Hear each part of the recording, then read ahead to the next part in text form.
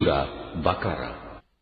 বিসমিল্লাহির রহমানির রহিম। রহমান রহিম আল্লাহ তাআলার নামে। আলিফ লাম মিম। এই সেই মহাগ্রন্থ আল কোরআন, তাতে কোনো সন্দেহ নেই। যারা আল্লাহ তাআলাকে ভয় করে, এই কিতাব কেবল তাদের জন্যই পথ প্রদর্শক। যারা না দেখে আল্লাহ তাআলাকে বিশ্বাস করে, যারা নামাজ প্রতিষ্ঠা করে, তাদের আমি যা কিছু দান করেছি তারা তা থেকে আমারই নির্দেশিত পথে ব্যয় করে। যারা তোমার উপর যা কিছু নাজিল করা হয়েছে তার উপর ঈমান আনে তোমার আগে নবীদের উপর যা কিছু নাজিল করা হয়েছে তার উপর। সর্বোপরি তারা পরকালের উপরও দৃঢ় বিশ্বাস রাখে। সত্যিকার অর্থে এই লোকগুলোই তাদের মালিকের দেখানো সঠিক পথের উপর রয়েছে এবং এরাই হচ্ছে সফলকাম। যারা এ বিষয়গুলো অস্বীকার করে, তাদের তুমি পরকালের কথা বলে সাবধান করো আর না করো, কার্যত উভয়টাই তাদের জন্য সমান কথা। এরা কখনো ঈমান আনবে না। ক্রমাগত কুফরি করার কারণে আল্লাহ তাআলা তাদের মন, মগজ ও শ্রবণ শক্তির উপর মোহর মেরে দিয়েছেন। এদের দৃষ্টিশক্তির উপরও এক ধরনের আবরণ পড়ে আছে। যারা এ ধরনের লোক, তাদের জন্য পরকালের কষ্টদায়ক শাস্তি রয়েছে। মানুষদের মাঝে কিছু লোক এমনও আছে যারা মুখে বলে, আমরা আল্লাহ তাআলা ও পরকালের উপর ঈমান এনেছি, কিন্তু এদের কর্মকাণ্ড দেখলে তুমি বুঝতে পারবে এরা মোটেই ঈমানদার নয়। মুখে ঈমানের দাবি করে এরা আল্লাহ তাআলা ও তার নেক বান্দাদের সাথে প্রতারণা করে যাচ্ছে। মূলত এ কাজের মাধ্যমে তারা অন্য কাউকে নয়, নিজেদেরই ধোঁকা দিয়ে যাচ্ছে, যদিও এ ব্যাপারে তাদের কোনো প্রকারের চৈতন্য নেই। আসলে এদের মনের ভেতর রয়েছে এক ধরনের মারাত্মক ব্যাধি। প্রতারণার কারণে আল্লাহ তাআলা এদের সে ব্যাধি বাড়িয়ে দিয়েছেন। তাদের জন্য রয়েছে আল্লাহ তাআলার পক্ষ থেকে পীড়াদায়ক আযাব, কেননা তারা মিথ্যা বলছিল। তাদের যখন বলা হয়, তোমরা এই শান্তিপূর্ণ জমিনে অশান্তি ও বিপর্যয় সৃষ্টি করো না, তখন তারা বলে, না, আমরাই তো হচ্ছি বরং সংশোধনকারী। অথচ এরাই হচ্ছে জমিনে যাবতীয় বিপর্যয় সৃষ্টিকারী, যদিও তারা এ ব্যাপারে কোনো চৈতন্য রাখে না। তাদের যখন বলা হয়, অন্য লোকেরা যেমন ঈমান এনেছে, তোমরাও তেমনি ভাবে ঈমান আনো, তারা বলে, হে নবী, তুমি কি চাও আমরাও নির্বোধ লোকদের মতো ঈমান আনি? আসলে নির্বোধ তো হচ্ছে এরা নিজেরাই, যদিও তারা এই কথাটা জানে না। মুনাফিকদের অবস্থা হচ্ছে, তারা যখন ঈমানদার লোকদের সাথে মিলিত হয় তখন বলে, আমরা ঈমান এনেছি। আবার যখন একাকী তাদের শয়তানদের সাথে মিলিত হয় তখন বলে, আমরা তো তোমাদের সাথেই আছি। ঈমানের কথা বলে ওদের সাথে আমরা ঠাট্টা করছি মাত্র। মূলত আল্লাহ তাআলাই তাদের সাথে ঠাট্টা করে যাচ্ছেন। আল্লাহ তাআলাই তাদের অবকাশ দিয়ে রেখেছেন। তারা তাদের বিদ্রোহে বিভ্রান্তের ন্যায় ঘুরে বেড়াচ্ছে, জেনে বুঝে হিদায়াতের বিনিময়ে গোমরাহি কিনে নিয়েছে। তাদের এ ব্যবসাটা কিন্তু মোটেই লাভজনক হয়নি এবং এরা সঠিক পথের অনুসারীও নয়। এদের উদাহরণ হচ্ছে সে হতভাগ্য ব্যক্তির মতো, যে অন্ধকারে আগুন জ্বালাতে চাইল, যখন তা তার গোটা পরিবেশটাকে আলোকোজ্জ্বল করে দিল, তখন হঠাৎ করে আল্লাহ তাআলা তাদের কাছ থেকে আলোটুকু ছিনিয়ে দিলেন এবং তাদের এমন অন্ধকারে ফেলে রাখলেন যে তারা কিছুই দেখতে পেল না। এদের অবস্থা হচ্ছে, এরা কানেও শোনে না, চোখেও দেখে না, মুখ দিয়ে কথাও বলতে পারে না। অতএব এসব লোক সঠিক পথের দিকে ফিরে আসবে না। বা এদের উদাহরণ হচ্ছে আসমান থেকে নেমে আসা বৃষ্টির মতো, এর মাঝে রয়েছে আবার অন্ধকার, মেঘের গর্জন ও বিদ্যুতের চমক। বিদ্যুৎ গর্জন ও মৃত্যুর ভয়ে এরা নিজেদের কানে নিজেদের আঙুল ঢুকিয়ে রাখে। এরা জানে না আল্লাহ তাআলা কাফিরদের সকল দিক থেকেই ঘিরে রেখেছেন, তাতে এদের অবস্থা নাজুক হয়ে পড়ে। মনে হয় এখনই বিদ্যুৎ এদের চোখ নিষ্প্রভ করে দেবে। এই আতঙ্কজনক অবস্থায় আল্লাহ তাআলা যখন এদের জন্য একটু আলো জ্বালিয়ে দেন, তখন এরা সেদিকে চলতে থাকে। আবার যখন তিনি তাদের উপর অন্ধকার চাপিয়ে দেন, তখন এরা একটু থমকে দাঁড়ায়। অথচ আল্লাহ তাআলা চাইলে সহজেই তাদের শোনার ও দেখার ক্ষমতা ছিনিয়ে নিতে পারতেন। নিশ্চয়ই তিনি সর্বশক্তিমান। হে মানুষ, তোমরা সেই মহান আল্লাহ তাআলার দাসত্ব স্বীকার করো, যিনি তোমাদের এবং তোমাদের আগে যারা ছিল তাদের সবাইকে পয়দা করেছেন। আশা করা যায় এর ফলে তোমরা যাবতীয় সংকট থেকে বেঁচে থাকতে পারবে। তিনি সে মহান সত্তা, যিনি জমিনকে তোমাদের জন্য শয্যা বানালেন, আসমানকে বানালেন ছাদ এবং আসমান থেকে পানি পাঠালেন, তার সাহায্যে তিনি নানা প্রকারের ফলমূল উৎপাদন করে তোমাদের জীবিকার ব্যবস্থা করলেন। অতঃপর তোমরা জেনে বুঝে এসব কাজে আল্লাহ তাআলার সাথে কাউকে শরীক করো না। আর বান্দার উপর যে কিতাব নাজিল করেছি তার সত্যতার ব্যাপারে যদি তোমাদের কোনো সন্দেহ থাকে তাহলে যাও, তার মতো করে একটি সূরা তোমরাও রচনা করে নিয়ে এসো। এক আল্লাহ ছাড়া তোমাদের আর যেসব বন্ধু বান্ধব রয়েছে তাদেরও প্রয়োজনে সহযোগিতার জন্য ডাকো, যদি তোমরা তোমাদের দাবিতে সত্যবাদী হও। কিন্তু তোমরা যদি তা না করতে পারো, এবং আমি জানি তোমরা তা কখনই করতে পারবে না, তাহলে তোমরা দোজখের সেই কঠিন আগুনকে ভয় করো যার ইন্ধন হবে মানুষ ও পাথর। আল্লাহ তাআলাকে যারা অস্বীকার করে তাদের জন্যই এটা প্রস্তুত করে রাখা হয়েছে। অতঃপর যারা এই কিতাবের উপর ঈমান এনেছে এবং ভালো কাজ করেছে তাদের তুমি হে নবী সুসংবাদ দাও এমন এক জান্নাতের যার নিচ দিয়ে ঝর্ণা প্রবাহিত হতে থাকবে। যখনই তাদের এই জান্নাতের কোন একটি ফল দেয়া হবে তখনই তারা বলবে, এ ধরনের ফল তো ইতিপূর্বেও আমাদের দেওয়া হয়েছিল। তাদের মূলত এমনি ধরনের জিনিসই সেখানে দেওয়া হবে। তাদের জন্য আরো সেখানে থাকবে পবিত্র সহধর্মী এবং সহধর্মিনী, এবং তারা সেখানে অনন্তকাল ধরে অবস্থান করবে। সত্য প্রমাণের জন্য আল্লাহ তাআলা মশা কিংবা তার চাইতে উপরে যা কিছু আছে তার উদাহরণ দিতেও লজ্জাবোধ করেন না। যারা আল্লাহর বাণীতে বিশ্বাস স্থাপন করে তারা জানে এ সত্য আল্লাহর কাছ থেকেই এসেছে। আর যারা আগেই সত্য অস্বীকার করেছে তারা একে না মানার অজুহাত দিতে গিয়ে বলে, আল্লাহ তাআলা এ উদাহরণ দ্বারা কি বুঝাতে চান? এভাবে একই ঘটনা দিয়ে আল্লাহ তাআলা অনেক লোককে গুমরাহিতে নিমজ্জিত করলেও বহু লোককে তিনি আবার এ দিয়ে হেদায়েতের পথও দেখান। আর কতিপয় পাপাচারী ব্যক্তি ছাড়া তিনি তা দিয়ে অন্য কাউকে গুমরাহিতে নিমজ্জিত করেন না। এরা হচ্ছে সেসব লোক যারা আল্লাহর ফরমান মেনে চলার প্রতিশ্রুতি দেওয়ার পর তা ভঙ্গ করে। ব্যক্তি ও সমাজ জীবনে আল্লাহ তাআলা যেসব সম্পর্কের ভিত মজবুত করতে বলেছেন তা তারা ছিন্ন করে। সর্বোপরি জমিনে অহেতুক বিপর্যয় সৃষ্টি করে। এরাই হচ্ছে আসল ক্ষতিগ্রস্ত। তোমরা আল্লাহকে কিভাবে অস্বীকার করবে অথচ তোমরা প্রথম দিকে ছিলে মৃত? তিনি তোমাদের জীবন দিয়েছেন, পুনরায় তিনি তোমাদের মৃত্যু দেবেন। অতঃপর সর্বশেষে তিনি আবার তোমাদের জীবন দান করবেন, এবং এভাবেই তোমাদের একদিন তাঁর কাছে ফিরে যেতে হবে। তিনি সেই মহান সত্তা যিনি এ পৃথিবীর সব কিছু তোমাদের ব্যবহারের জন্য তৈরি করেছেন। অতঃপর তিনি আসমানের দিকে মনোনিবেশ করলেন এবং তাকে 7 আসমানে বিন্যস্ত করলেন। তিনি সবকিছু সম্পর্কেই সম্যক অবগত আছেন। নবী, স্মরণ করো যখন তোমার মালিক তাঁর ফেরেশতাদের সম্বোধন করে বললেন, আমি পৃথিবীতে আমার খলিফা বানাতে চাই।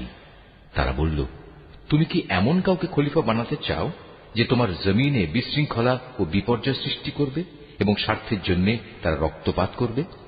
আমরাই তো তোমার প্রশংসা সহকারে তোমার তাসবিহ পড়ছি এবং প্রতিনিয়ত তোমার পবিত্রতা বর্ণনা করছি। আল্লাহ তাআলা বললেন, আমি যা জানি তোমরা তা জানো না। আল্লাহ তাআলা অতঃপর তাঁর খলিফা আদমকে প্রয়োজনীয় সব জিনিসের নাম শিখিয়ে দিলেন। পরে তিনি সেগুলো ফেরেশতাদের কাছে পেশ করে বললেন, তোমাদের আশঙ্কার ব্যাপারে তোমরা যদি সত্যবাদী হও তাহলে তোমরা আমাকে এর নামগুলো বলো তো। বলল, হে আল্লাহ তাআলা, তুমি পবিত্র, আমাদের তো এর বাইরে আর কিছুই জানা নেই যা তুমি আমাদের শিক্ষা দিয়েছ। তুমিই একমাত্র জ্ঞানী, একমাত্র কুশলী। আল্লাহ তাআলা এবার আদমকে বললেন, তুমি তাদের কাছে তাদের নামগুলো বলে দাও।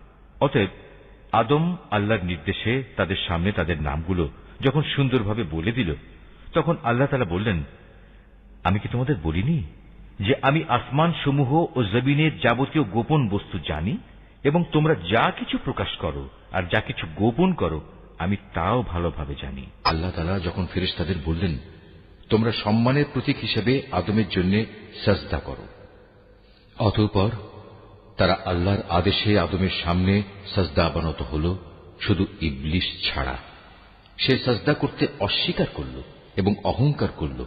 অতঃপর সে নাফরমানদের দলে শামিল হয়ে গেল। আমি বললাম, হে আদম, তুমি এবং তোমার স্ত্রী পরম সুখে এই বেহেশতে বসবাস করতে থাকো, এবং এর নিয়ামত থেকে যা তোমাদের মন চায় তাই তোমরা স্বাচ্ছন্দ্যের সাথে আহার করো, তবে এই গাছটির পাশেও যেও না, অন্যথায় তোমরা দুজনই সীমা লঙ্ঘনকারীদের মধ্যে সামিল হয়ে যাবে। কিন্তু শয়তান শেষ পর্যন্ত সেখান থেকে তাদের উভয়ের পদস্খলন ঘটাল। তারা উভয়ে বেহেশতের যেখানে ছিল সেখান থেকে সে তাদের বের করেই ছাড়ল। আর আমি তাদের বললাম, তোমরা একজন আরেকজনের দুশমন হিসেবে এখান থেকে নেমে পড়ো। তোমাদের পরবর্তী বাসস্থান হবে পৃথিবী, সেখানে একটি নির্দিষ্ট সময় পর্যন্ত তোমাদের জন্য জীবনের যাবতীয় উপকরণ থাকবে। অতঃপর আদম তার মালিকের কাছ থেকে হেদায়েত সম্বলিত কিছু বাণী পেল। আল্লাহ তাআলা তার উপর ক্ষমা পরবশ হলেন, অবশ্যই তিনি বড় মেহেরবান ও ক্ষমাশীল। আমি তাদের বললাম, তোমরা সবাই এবার এখান থেকে নেমে যাও, তবে যেখানে যাবে অবশ্যই সেখানে আমার পক্ষ থেকে তোমাদের কাছে জীবন বিধান সম্পর্কিত হেদায়েত আসবে। অতঃপর যে আমার সেই বিধান মেনে চলবে তার কোনো ভয় নেই, তাদের কোনো প্রকার উৎকণ্ঠিতও হতে হবে না। আর যারা আমার বিধান অস্বীকার করবে এবং আমার আয়াতসমূহ মিথ্যা প্রতিপন্ন করে লাগামহীন জীবন যাপন করবে, তারা অবশ্যই জাহান্নামের বাসিন্দা হবে, তারা সেখানে চিরদিন থাকবে। হে বনী ইসরাইল জাতি, তোমাদের উপর আমি যেসব নিয়ামত দিয়েছি তোমরা সেগুলো স্মরণ করো, আমার আনুগত্যের প্রতিশ্রুতি তোমরা পূর্ণ করো। আমিও এর বিনিময়ে তোমাদের দুনিয়া ও আখিরাতের পুরস্কারের প্রতিশ্রুতি পূর্ণ করব, এবং তোমরা একমাত্র আমাকেই ভয় করো। আমি মুহাম্মাদের কাছে যা কোরআন নাজিল করেছি তোমরা এর উপর ঈমান আনো, যা তোমাদের কাছে যা কিছু আছে তার সত্যায়নকারী। তোমরা কিছুতেই এর প্রথম অস্বীকারী হইও না, এবং বৈষয়িক স্বার্থে সামান্য মূল্যে আমার আয়াত বিক্রি করো না, এবং তোমরা শুধু আমাকেই ভয় করো। তোমরা মিথ্যা দিয়ে সত্যকে পোশাক পরিয়ে দিও না, এবং সত্যকে জেনে বুঝে লুকিয়েও রেখো না। তোমরা নামাজ প্রতিষ্ঠা করো, যাকাত আদায় করো। যারা আমার সামনে অবনত হয় তাদের সাথে মিলে তোমরাও আমার আনুগত্য স্বীকার করো। তোমরা কি মানুষদের ভালো কাজের আদেশ করো এবং নিজেদের জীবনে তা বাস্তবায়নের কথা ভুলে যাও? অথচ তোমরা সবাই আল্লাহর কেতাব পড়ো, কিন্তু কেতাবের এ কথা তোমরা কি বোঝো না? হে ঈমানদার ব্যক্তিরা, তোমরা সবর ও নামাজের মাধ্যমে আল্লাহর কাছে সাহায্য চাও। যাবতীয় হক আদায় করে নামাজ প্রতিষ্ঠা করা অবশ্যই একটা কঠিন কাজ, কিন্তু যারা আল্লাহকে ভয় করে তাদের কথা আলাদা। যারা জানে একদিন তাদের সবাইকে তাদের মালিকের সামনাসামনি হতে হবে এবং তাদের সবাইকে তাঁর কাছে ফিরে যেতে হবে, তার জন্য এটা কঠিন কিছু নয়। হে বনী ইসরাইল জাতি, তোমরা আমার সেই নিয়ামতের কথা স্মরণ করো যা আমি তোমাদের দান করেছি। আমার সেই নিয়ামতের মধ্যে একটি ছিল, আমি তোমাদের সৃষ্টিকুলের উপর প্রাধান্য দিয়েছিলাম। হে ঈমানদার ব্যক্তিরা, তোমরা সেই দিনটিকে ভয় করো যেদিন একজন আরেকজনের কোনোই কাজে আসবে না। একজনের কাছ থেকে আরেকজনের পক্ষে কোনো সুপারিশও সেদিন গ্রহণ করা হবে না, এবং কারো কাছ থেকে মুক্তিপণ নেয়া কিংবা তা নিয়ে কাউকে ছেড়ে দেয়া হবে না, না তাদের সেদিন কোন রকম সাহায্য করা হবে। স্মরণ করো যখন আমি তোমাদের ফেরাউনের লোকদের গোলামি থেকে মুক্তি দিয়েছিলাম। তারা তোমাদের উপর ভীষণ অত্যাচার করত, তারা নিকৃষ্ট ধরনের শাস্তি দ্বারা তোমাদের যন্ত্রণা দিত। তারা তোমাদের পুত্র সন্তানদের হত্যা করত এবং তোমাদের মেয়েদের তারা জীবিত রেখে দিত। তোমাদের মালিকের পক্ষ থেকে এতে তোমাদের জন্য বড় একটা পরীক্ষা নিহিত ছিল।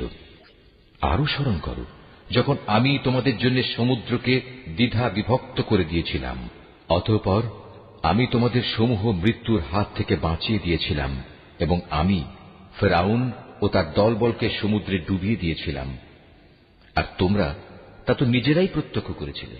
আরো স্মরণ করো যখন মূসাকে আমি বিশেষ একটি কাজে 40 রাত নির্ধারণ করে দিলাম, তার যাওয়ার পর তোমরা একটি বাছুরকে মাবুদ রূপে গ্রহণ করে নিলে। তোমরা এতে করে ভীষণ জুলুম করেছিলে। অতঃপর এ অপরাধ সত্ত্বেও আমি পুনরায় তোমাদের ক্ষমা করে দিয়েছি এ আশায় যে তোমরা আমার কৃতজ্ঞতা আদায় করবে। সে কথাও স্মরণ করো যখন আমি মূসাকে কেতাব ও ন্যায় অন্যায়ের পরককারী একটি মানদণ্ড দান করেছি, যাতে করে তোমরা হেদায়েতের পথে চলতে পারো। আরো স্মরণ করো মূসা যখন তার নিজ লোকদের কাছে এসে বলল, হে আমার জাতি, তোমরা আমার অবর্তমানে বাছুরকে মাবুদ হিসেবে গ্রহণ করে যে বড় রকমের জুলুম করেছ, তার জন্য অবিলম্বে আল্লাহর দরবারে তওবা করো এবং তোমরা তোমাদের নিজেদের শিরকে অভিশপ্ত নফস সমূহকে হত্যা করো। এর মাঝেই আল্লাহর কাছে তোমাদের জন্য কল্যাণ রয়েছে। অতঃপর আল্লাহ তাআলা তোমাদের উপর ক্ষমা পরবশ হবেন, কারণ তিনি বড়ই ক্ষমাশীল ও অনুগ্রহকারী। তোমরা যখন বলেছিলে, হে মুসা, আমরা আল্লাহকে প্রত্যক্ষভাবে না দেখলে কখনো তার উপর ঈমান আনব না, তখন এর ধৃষ্টতার শাস্তি হিসেবে মুহূর্তের মধ্যেই বজ্রের মতো এক গজব তোমাদের উপর নিপতিত হল, আর তোমরা তার দিকে চেয়েই থাকলে, কিছুই করতে পারলে না। অতঃপর এই ধ্বংসকর মৃত্যুর পর তোমাদের আমি পুনরায় জীবন দান করলাম, যাতে করে তোমরা আমার কৃতজ্ঞতা আদায় করতে পারো। আমি তোমাদের উপর মেঘের ছায়া দান করেছিলাম, মান এবং সালওয়া নামক খাবারও তোমাদের জন্য পাঠিয়েছিলাম। আমি তোমাদের বলেছিলাম, সেসব পবিত্র খাবার খাও যা আমি তোমাদের দিয়েছি, তা তোমরা উপভোগ করো। নিয়ামত অবজ্ঞা করে তারা আমার উপর কোনো অবিচার করেনি, বরং এর দ্বারা তারা নিজেরাই নিজেদের উপর জুলুম করেছে। স্মরণ করো, আমি যখন তোমাদের বলেছিলাম, তোমরা এই জনপদে ঢুকে পড়ো এবং তোমরা তার যেখান থেকেই ইচ্ছা স্বাচ্ছন্দ্যে আহার করো। দম্ভ সহকারে প্রবেশ না করে মাথা নত করে ঢুকো। তোমরা ক্ষমার কথা বলবে, আমিও তোমাদের ভুল ত্রুটিসমূহ ক্ষমা করে দেব, এবং যারা ভালো কাজ করে আমি এভাবেই তাদের পাওনার অঙ্ক বাড়িয়ে দেই। সুস্পষ্ট হেদায়েত সত্ত্বেও অতঃপর জালেমরা এমন কিছু ব্যাপার রদবদল করে ফেলল, যা না করার জন্যই তাদের বলা হয়েছিল। আমিও এরপর যারা জুলুম করল তাদের উপর আসমান থেকে গজব নাজিল করলাম। মূলত এটা ছিল তাদের গুনার ফল। স্মরণ করো, যখন মুসা আমার কাছে তার জাতির লোকদের জন্য পানি চাইল, আমি তাকে বললাম, তোমার হাতের লাঠি দিয়ে তুমি এই পাথরে আঘাত করো।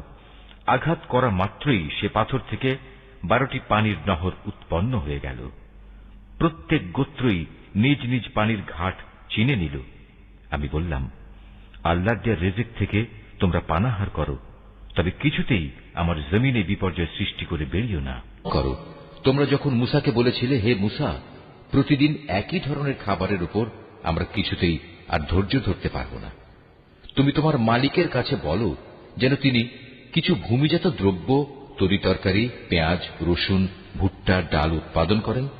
সে বলল, তোমরা কি আল্লাহর পাঠানো এই উৎকৃষ্ট জিনিসের সাথে একটি তুচ্ছ ধরনের জিনিসকে বদলে নিতে চাও? যদি তাই হয়, তাহলে তোমরা অন্য কোনো শহরে সরে পড়ো, যেখানে তোমাদের এসব জিনিস যা তোমরা চাইবে তা অবশ্যই পাওয়া যাবে। আল্লাহ তাআলার আদেশ অমান্য করার ফলে শেষ পর্যন্ত অপমান ও দারিদ্র তাদের উপর ছেয়ে গেল। আল্লাহর গজব দ্বারা তারা আক্রান্ত হয়ে গেল। এটা এ কারণে যে এরা ক্রমাগত আল্লাহর আয়াতকে অস্বীকার করতে থাকল এবং আল্লাহর নবীদের অন্যায়ভাবে হত্যা করতে থাকল। আর এসব কিছু এজন্যই ছিল যে তারা আল্লাহর সাথে নাফরমানি ও সীমা লঙ্ঘন করছিল। যারা ঈমান আনে, তারা খ্রিস্টান হোক, ইহুদি হোক কিংবা সাবি হোক, তারাই হবে মুসলমান।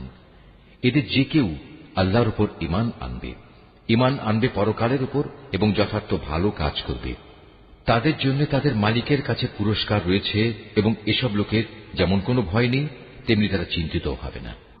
স্মরণ করো, যখন আমি তোমাদের কাছ থেকে প্রতিশ্রুতি নিয়েছিলাম যে তোমরা তাওরাত মেনে চলবে, এবং তুর পাহাড়কে আমি তোমাদের উপর তুলে ধরে বলেছিলাম, যে কিতাব তোমাদের আমি দান করেছি তা শক্তভাবে আঁকড়ে ধরো এবং তাতে যা কিছু আছে তা স্মরণ রেখো। এই উপায়ে তোমরা হয়তো শয়তান থেকে নিজেদের বাঁচাতে পারবে। অতঃপর তোমরা এ ওয়াদা থেকে ফিরে গেলে, কিন্তু তা সত্ত্বেও আমার অনুদান ও রহমত যদি তোমাদের উপর না থাকত, তাহলে তোমরা অবশ্যই ধ্বংস হয়ে যেতে। তোমরা তো ভালো করেই তাদের জানো যারা তোমাদের মধ্যে শনিবারে আল্লাহর আদেশ লঙ্ঘন করেছে। অতঃপর আমি তাদের শুধু এটুকুই বলেছি, যাও, এবার তোমরা সবাই অপমানিত বানরে পরিণত হয়ে যাও। এই ঘটনাকে আমি সেসব মানুষদের যারা তখন সেখানে মজুদ ছিল, আরো যারা পরে আসবে, তাদের সবার জন্য একটি দৃষ্টান্তমূলক ঘটনা বানিয়ে দিয়েছি।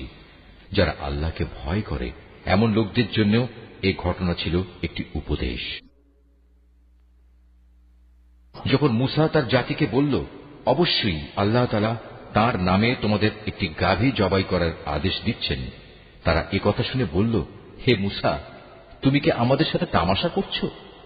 সে বলল, আমি তামাশা করে জাহেলদের দলে শামিল হওয়া থেকে আল্লাহ তাআলার কাছে পানা চাই। তারা মূসাকে বলল, তুমি তোমার মালিককে বলো আমাদের তিনি যেন সুস্পষ্ট বলে দেন তা কেমন হবে। সে বলল, অবশ্যই তা হবে এমন যা বৃদ্ধ হবে না, আবার একেবারে বাচ্চাও হবে না, বরং তা হবে এর মাঝামাঝি বয়সের। এখন যা কিছু তোমাদের নির্দেশ দেওয়া হচ্ছে তাই করো। তারা মূসাকে বলল, তুমি তোমার মালিককে জিজ্ঞেস করে নাও, তিনি আমাদের যেন বলে দেন তার রং কেমন হবে। সে বলল, তা হবে হলুদ রঙের। তার রং এত আকর্ষণীয় হবে যে যারা তাকাবে তা তাদেরই পরিতৃপ্ত করবে। তারা বলল, হে মূসা, তুমি তোমার মালিককে আবার জিজ্ঞেস করে নাও আসলে তা কি ধরনের হবে। আমরা তো সঠিক গাভী বাছাই করতে পারছি না, কারণ আমাদের কাছে তো সব গাভী দেখতে একই ধরনের মনে হয়। আল্লাহ তাআলা চাইলে এবার অবশ্যই আমরা সঠিক পথে চলতে পারব। সে বলল, তাহলে শোনো, আল্লাহর ঈপ্সিত সে গাভী হবে এমন যে সেটি কোনো চাষাবাদের কাজ করে না, জমিনে পানি সেচের কাজও করে না, অর্থাৎ তা হবে সম্পূর্ণ নিখুঁত ও ত্রুটিমুক্ত। একথা শুনিয়ে তারা বলল, এতক্ষণে তুমি আমাদের সামনে সত্য ঘটনা নিয়ে এসেছ।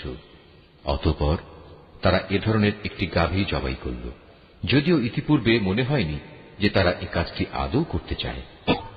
যখন তোমরা একজন লোককে হত্যা করেছিলে, অতঃপর সে ব্যাপারে তোমরা একে অপরের উপর হত্যার অভিযোগ আরোপ করতে শুরু করলে, অথচ আল্লাহ তাআলা সেই বিষয়ই মানুষের সামনে বের করে আনতে চাইলেন যা তোমরা লুকোবার চেষ্টা করেছিলে। হত্যাকারীকে খোঁজার জন্য আমি তোমাদের বললাম, কোরবানি করা সেই গাভীর শরীরের একাংশ দিয়ে তোমরা একে মৃদু আঘাত করো। এভাবেই আল্লাহ তাআলা মৃত ব্যক্তিকে জীবন দান করবেন এবং এই ঘটনা দ্বারা তিনি তোমাদের কাছে তাঁর জ্ঞানের নিদর্শনসমূহ তুলে ধরেন। আশা করা যায় তোমরা সত্য অনুধাবন করবে।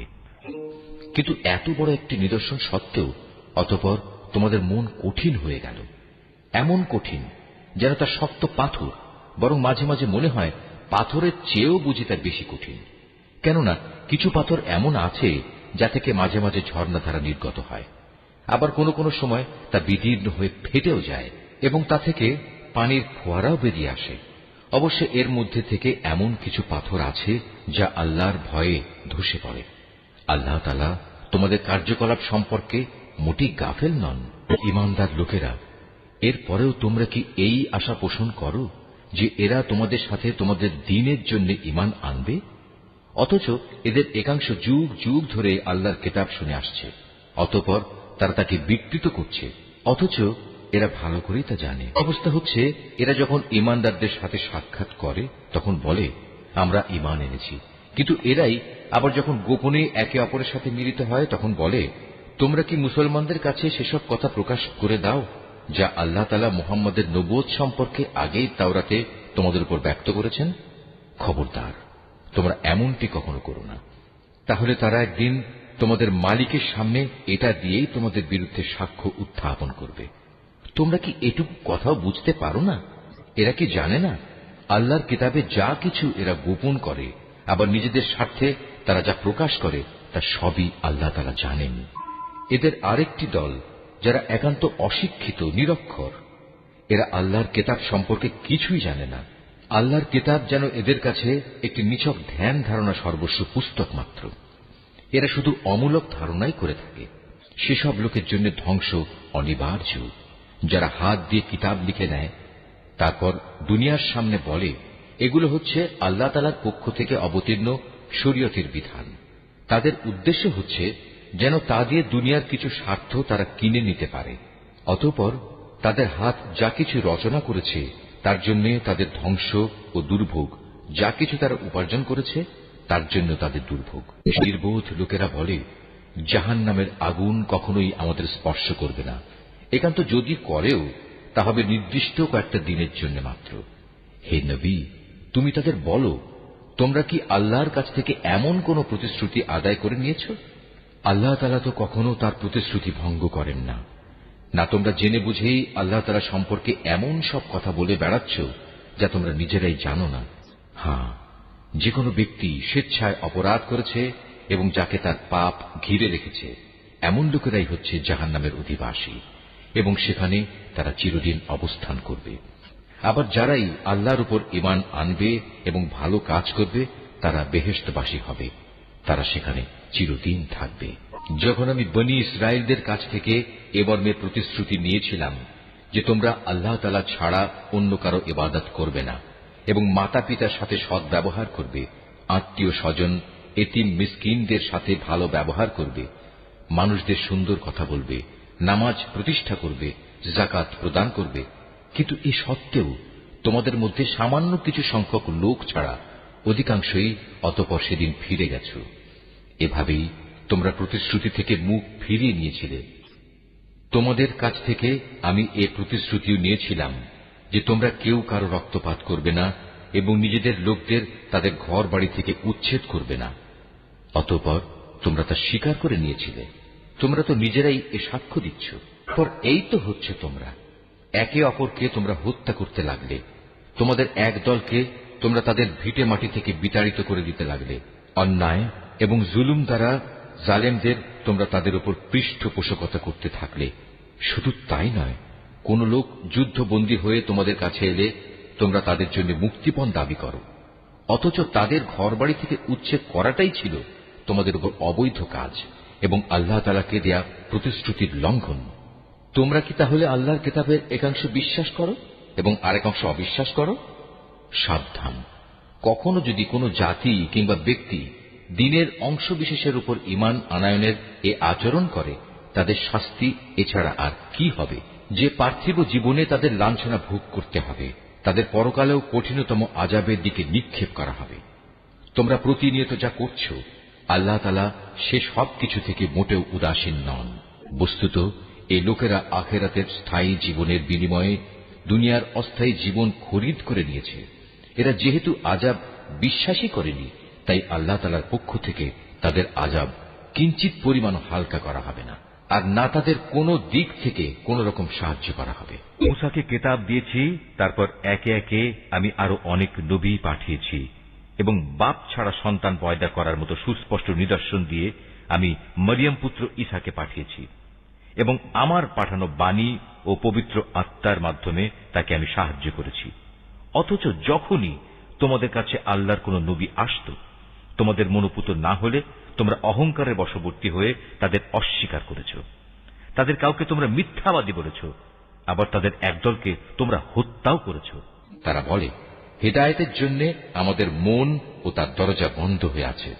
আসলে আল্লাহ তাআলাকে তাদের ক্রমাগত অস্বীকার করার কারণে তিনি তাদের উপর অভিসম্পাত করেছেন।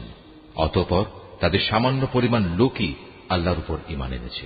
এখনই তাদের কাছে আল্লাহর কাছ থেকে কিতাব নাজিল হল, যা তাদের কাছে মজুদ কিতাবের সত্যতা স্বীকার করে। তাছাড়া এর আগে তারা নিজেরাই সমাজের অন্যান্য কাফেরদের উপর বিজয়ী হওয়ার জন্য এই কিতাব ও তার বাহকের আগমন কামনা করেছিল।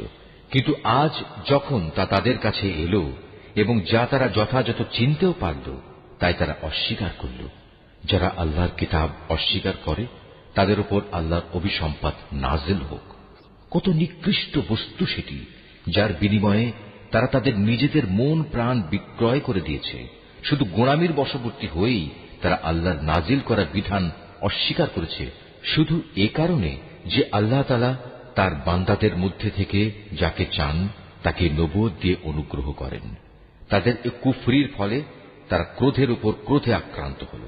আর কাফেরদের জন্য তো এমনই অপমানজনক শাস্তি রয়েছে। তাদের বলা হয়, আল্লাহ তাআলা যা কিছু নাজিল করেছেন তার উপর ঈমান আনো। তারা বলে, আমরা তো শুধু সেসব কিছুর উপর ঈমান আনি যা আমাদের বনী ইসরাইল জাতির উপর নাজিল করা হয়েছে। এর বাইরে যা তারা অস্বীকার করে অথচ তা একান্ত সত্য, তা তাদের কাছে নাজিল করা আল্লাহর কথাগুলোকেও সত্য বলে স্বীকার করে। হে নবী, তুমি বলো, তোমরা যদি বিশ্বাসী হও তাহলে আল্লাহর নবীদের ইতিপূর্বে তোমরা কেন হত্যা করেছিলে? তোমাদের কাছে তো একসময় সুস্পষ্ট নিদর্শন সহকারে মূসাও নবী হয়ে এসেছিল, অথচ তার সামান্য কয়েকদিনের অনুপস্থিতির পরেই তোমরা একটি বাছুরকে মাবুদ হিসেবে গ্রহণ করে নিলে। কত বড় জালেম ছিলে তোমরা! আরো স্মরণ করো, যখন আমি তোমাদের কাছ থেকে একটি প্রতিশ্রুতি আদায় করেছিলাম, তোমাদের মাথার উপর তুর পাহাড় তুলে ধরে আমি বলেছিলাম যা কিছু বিধি বিধান আমি তোমাদের দিয়েছি তা শক্ত করে আঁকড়ে ধরো এবং আমার কথাগুলো শুনো। এর জবাবে তারা মুখে তো বলল, হ্যাঁ আমরা তোমার কথা শুনেছি, কিন্তু বাস্তব জীবনে তা অস্বীকার করে বলল, আমরা তা অমান্য করলাম। আসলে আল্লাহ তাআলাকে তাদের অস্বীকার করার কারণে সেই বাছুরকে মাবুদ বানানোর নেশা তখনও তাদের মনকে আকৃষ্ট করে রেখেছিল।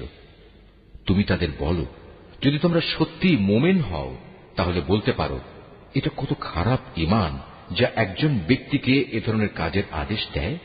যদি তোমরা মনে করো অন্যদের বদলে পরকালের নিবাস আল্লাহর কাছে শুধু তোমাদের জন্য নির্দিষ্ট, তাহলে যাও, তা পাওয়ার জন্য তোমরা মৃত্যু কামনা করো, যদি তোমরা সত্যবাদী হও।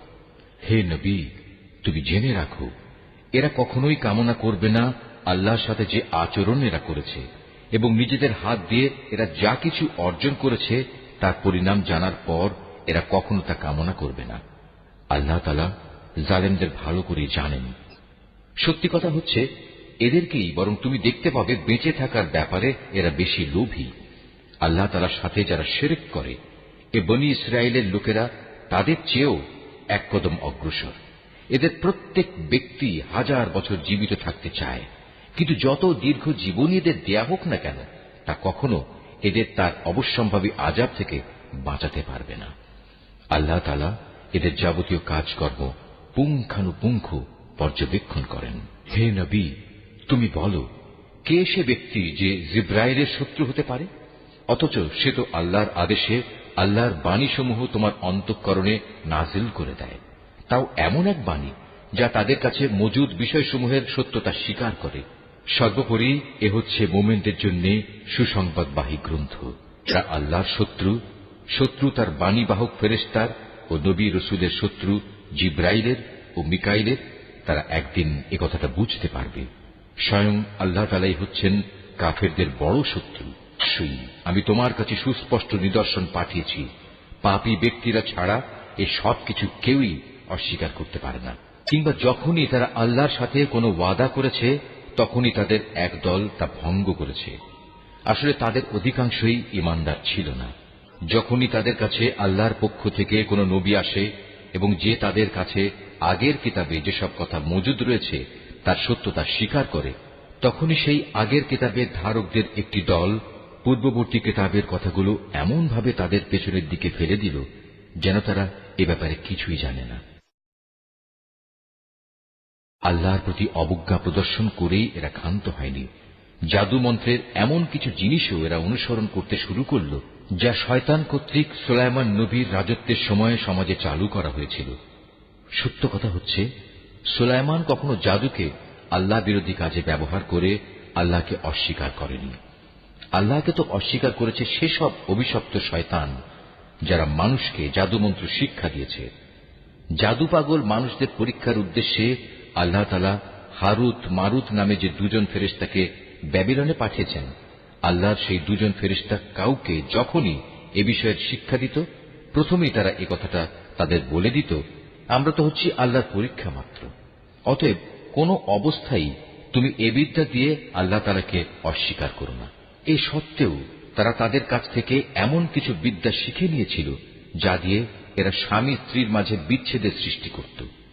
যদিও আল্লাহর ইচ্ছা ছাড়া কোনো দিনই কেউ কারো সামান্যতম ক্ষতিও সাধন করতে পারবে না। তারা মূলত এমন কিছু শেখে যা তাদের কোনো উপকার যেমন করতে পারে না, তেমনি তা তাদের কোনো ক্ষতিও করতে পারে না।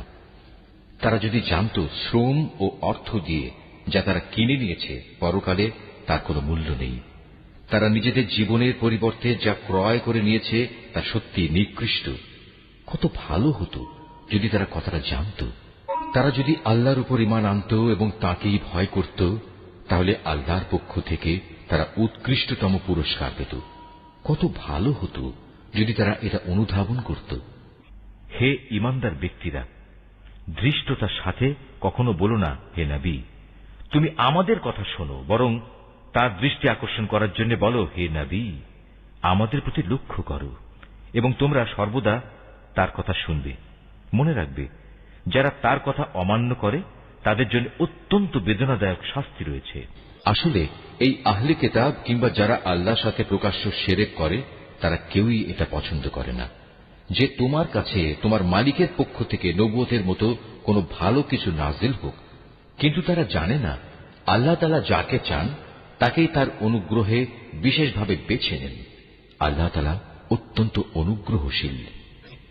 আমি যখন কোনো আয়াত বাতিল করে দেই বা বিশেষ কারণে মানুষদের তা ভুলিয়ে দিতে চাই, তখন তার জায়গায় তার চেয়ে উৎকৃষ্ট কিংবা তারই মতো কোনো আয়াত এনে হাজির করি।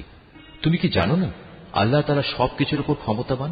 তুমি কি জানো না আসমান সমূহ ও জমিনের সার্বভৌমত্ব একমাত্র আল্লাহ তাআলার জন্যই নির্দিষ্ট? তিনি ছাড়া তোমাদের কোনো বন্ধু নেই, কোনো সাহায্যকারীও নেই। তোমরা কি তোমাদের নবীর কাছে সে ধরনের উদ্ভট প্রশ্ন করতে চাও যিনি তোমাদের আগে মূসাকে করা হয়েছিল? কেউ যদি ঈমানকে কুফরির সাথে বদল করে নেয়, অবশ্যই সে ব্যক্তি সোজা পথ থেকে গোমরা হয়ে যাবে।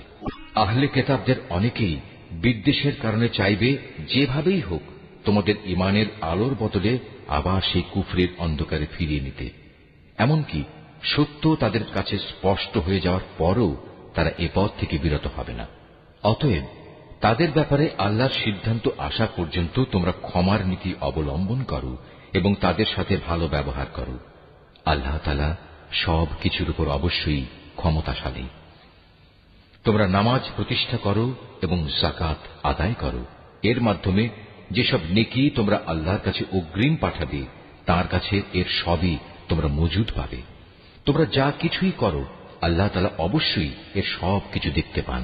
তারা বলে ইহুদি ও খ্রিস্টান ছাড়া আর কেউই বেহেশতে যাবে না। আসলে এটা হচ্ছে তাদের মিথ্যা কল্পনা। তুমি হে নবী বলো, যদি তোমরা সত্যবাদী হও তাহলে তোমাদের দলিল প্রমাণ নিয়ে এসো। তবে হ্যাঁ, যে কোনো ব্যক্তি আল্লাহর সামনে নিজের সত্তাকে সমর্পণ করে দেবে এবং সে হবে অবশ্যই একজন নেককার মানুষ। তার জন্য তার মালিকের কাছে এর বিনিময় রয়েছে। তাদের কোনো ভয়ভীতি নেই, আর না সেদিন তাদের চিন্তান্বিত হতে হবে। ইহুদিরা বলে খ্রিস্টানরা কোনো কিছুর উপর প্রতিষ্ঠিত নয়, খ্রিস্টানরা বলে ইহুদিরা কোনো কিছুর উপর প্রতিষ্ঠিত নয়। অথচ এদের অবস্থা হচ্ছে এরা উভয়ই আল্লাহর কিতাব পাঠ করে, আদৌ আল্লাহর কিতাবের কোনো কিছুই জানে না। এমন লোকেরা আবার এদের উভয় সম্পর্কে একই ধরনের কথা বলে। তারা যে বিষয়ে মতবিরোধ করছে আল্লাহ তাআলা শেষ বিচারের দিনে সে বিষয়ে তাদের মাঝে মীমাংসা করে দেবেন। সে ব্যক্তির চেয়ে বড় জালেম আর কে আছে যে ব্যক্তি আল্লাহর ঘর মসজিদে তার নাম স্মরণ করতে বাধা দেয় এবং তার ধ্বংস সাধনে সচেষ্ট হয়। এ ধরনের লোকদের বস্তুত তাতে ঢোকার কোনো যোগ্যতাই নেই। তবে একান্ত ভীত সন্ত্রস্তভাবে ঢুকলে তা ভিন্ন কথা। তাদের জন্য পৃথিবীতে যেমন অপমান লাঞ্ছনা রয়েছে, তেমনি রয়েছে পরকালে কঠিনতম শাস্তি। এরা কেবলা বদলের ব্যাপারেও মতবিরোধ করেছিল, অথচ পূর্ব পশ্চিম সবই তো আল্লাহ তাআলার। তাছাড়া তোমরা যেদিকেই মুখ ফিরাবে সেদিকেই তো আল্লাহ তাআলা রয়েছেন। আল্লাহ তাআলা সর্বব্যাপী এবং জ্ঞানী।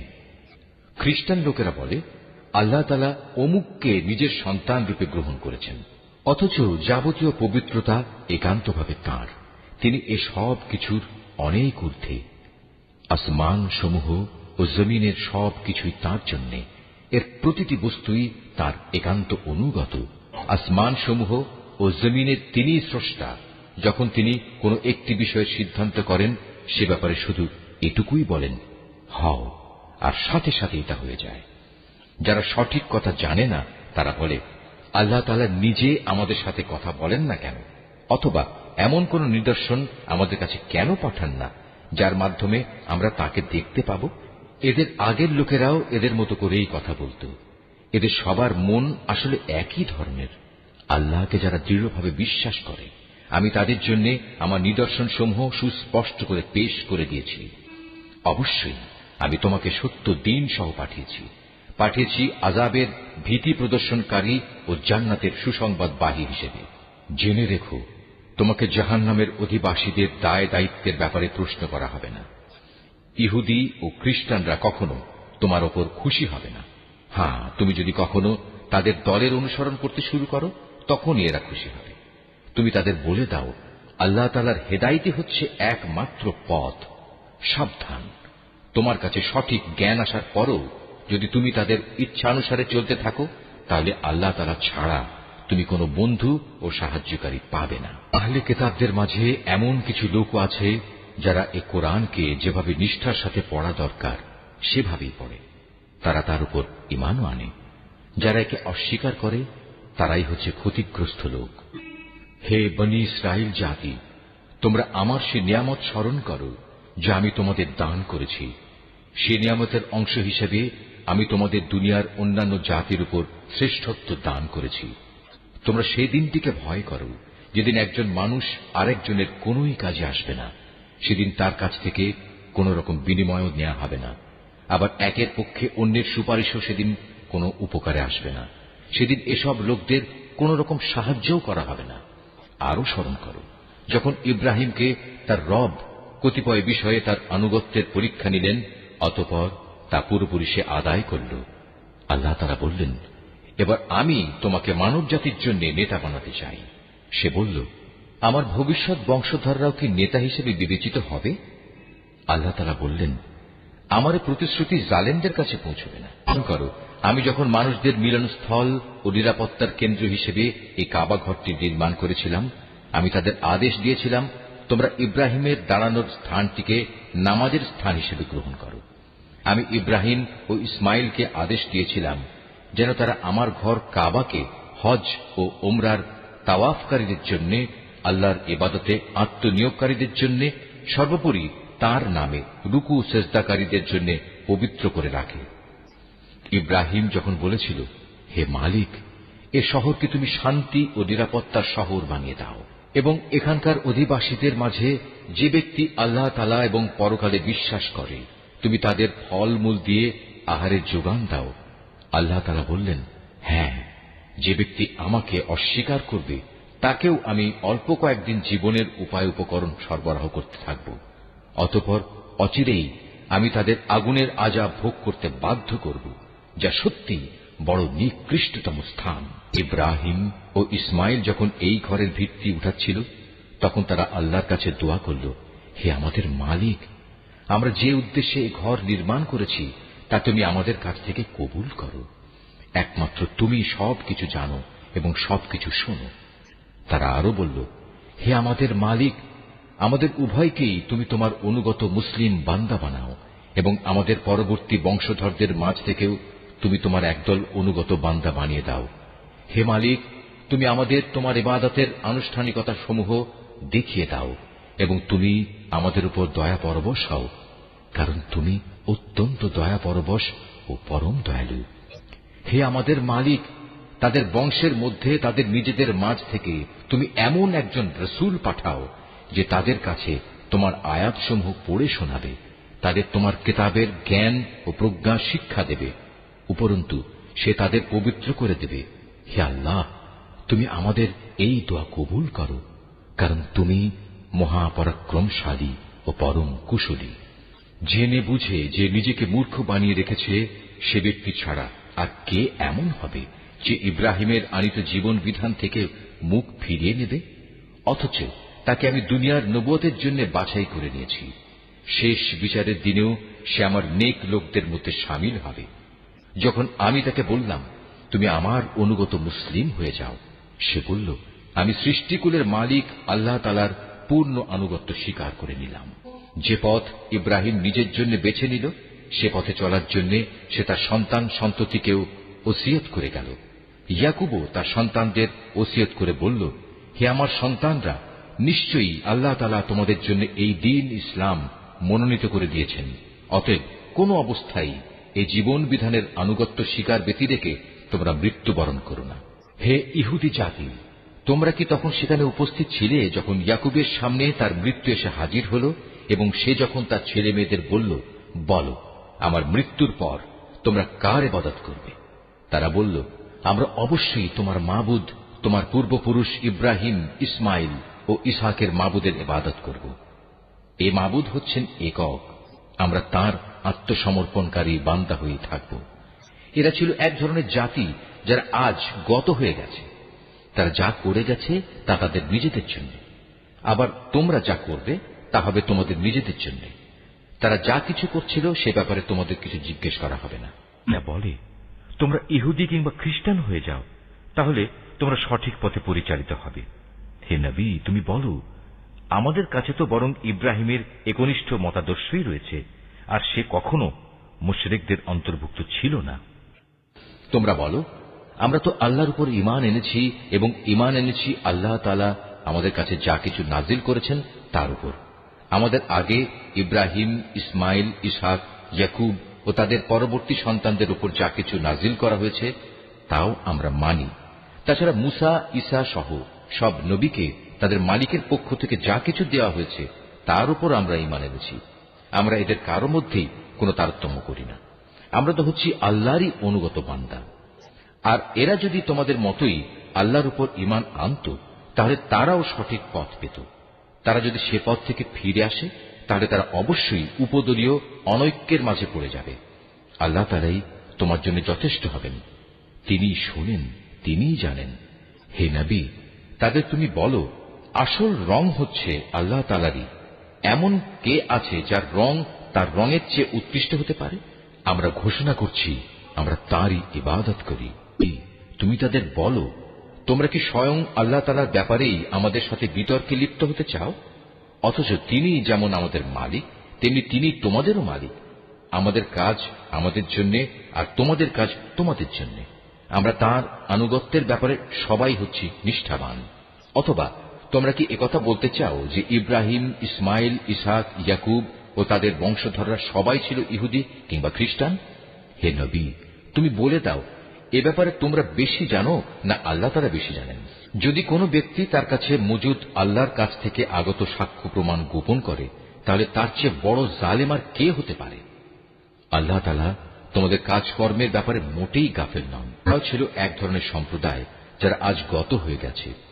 তারা যা করে গেছে তা তাদের জন্য, আর তোমাদের কর্মফল হবে তোমাদের জন্য।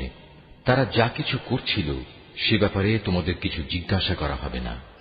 কিবলা বদলের ব্যাপারে মানুষদের ভেতর থেকে কিছু মূর্খ লোক অচিরেই বলতে শুরু করবে, এ কি হল? এতদিন যে কিবলার উপর তারা প্রতিষ্ঠিত ছিল, আজ কিসে তাদের সেদিক থেকে ফিরিয়ে দিল? হে নবী, তুমি তাদের বলে দাও, পূর্ব পশ্চিম সবই আল্লাহ তাআলার জন্য। আল্লাহ তাআলা যাকে ইচ্ছা তাকে সঠিক পথে পরিচালিত করেন। এভাবেই আমি তোমাদের এক মধ্যপন্থী মানব দলে পরিণত করেছি, যেন তোমরা দুনিয়ার অন্যান্য মানুষদের উপর হেদায়েতের সাক্ষী হয়ে থাকতে পারো, এবং একইভাবে রসুলও তোমাদের উপর সাক্ষী হয়ে থাকতে পারে। যে কেবলার উপর তোমরা এতদিন প্রতিষ্ঠিত ছিলে, আমি তা এই উদ্দেশ্যেই নির্ধারণ করেছিলাম যাতে করে আমি এ কথাটা জেনে নিতে পারি যে তোমাদের মধ্যে কে রসুলের অনুসরণ করে আর কে তার কথা থেকে ফিরে যায়। তাদের উপর এটা ছিল কঠিন পরীক্ষা। অবশ্য আল্লাহ তাআলা যাদের হেদায়েত দান করেছেন তাদের কথা আলাদা। আল্লাহ তাআলা কখনো তোমাদের ঈমান বিনষ্ট করবেন না। অবশ্যই আল্লাহ তাআলা মানুষদের সাথে বড় দয়ালু ও একান্ত মেহেরবান। কেবলা পরিবর্তনের জন্য তুমি আকাশের দিকে তাকিয়ে যেভাবে আমার আদেশের অপেক্ষায় থাকতে তা আমি অবশ্যই দেখতে পেয়েছি। তাই আমি তোমার পছন্দ মতো দিককেই কেবলা বানিয়ে দিচ্ছি। এখন থেকে তোমরা এই মর্যাদা সম্পন্ন মসজিদের দিকে ফিরে নামাজ আদায় করতে থাকবে।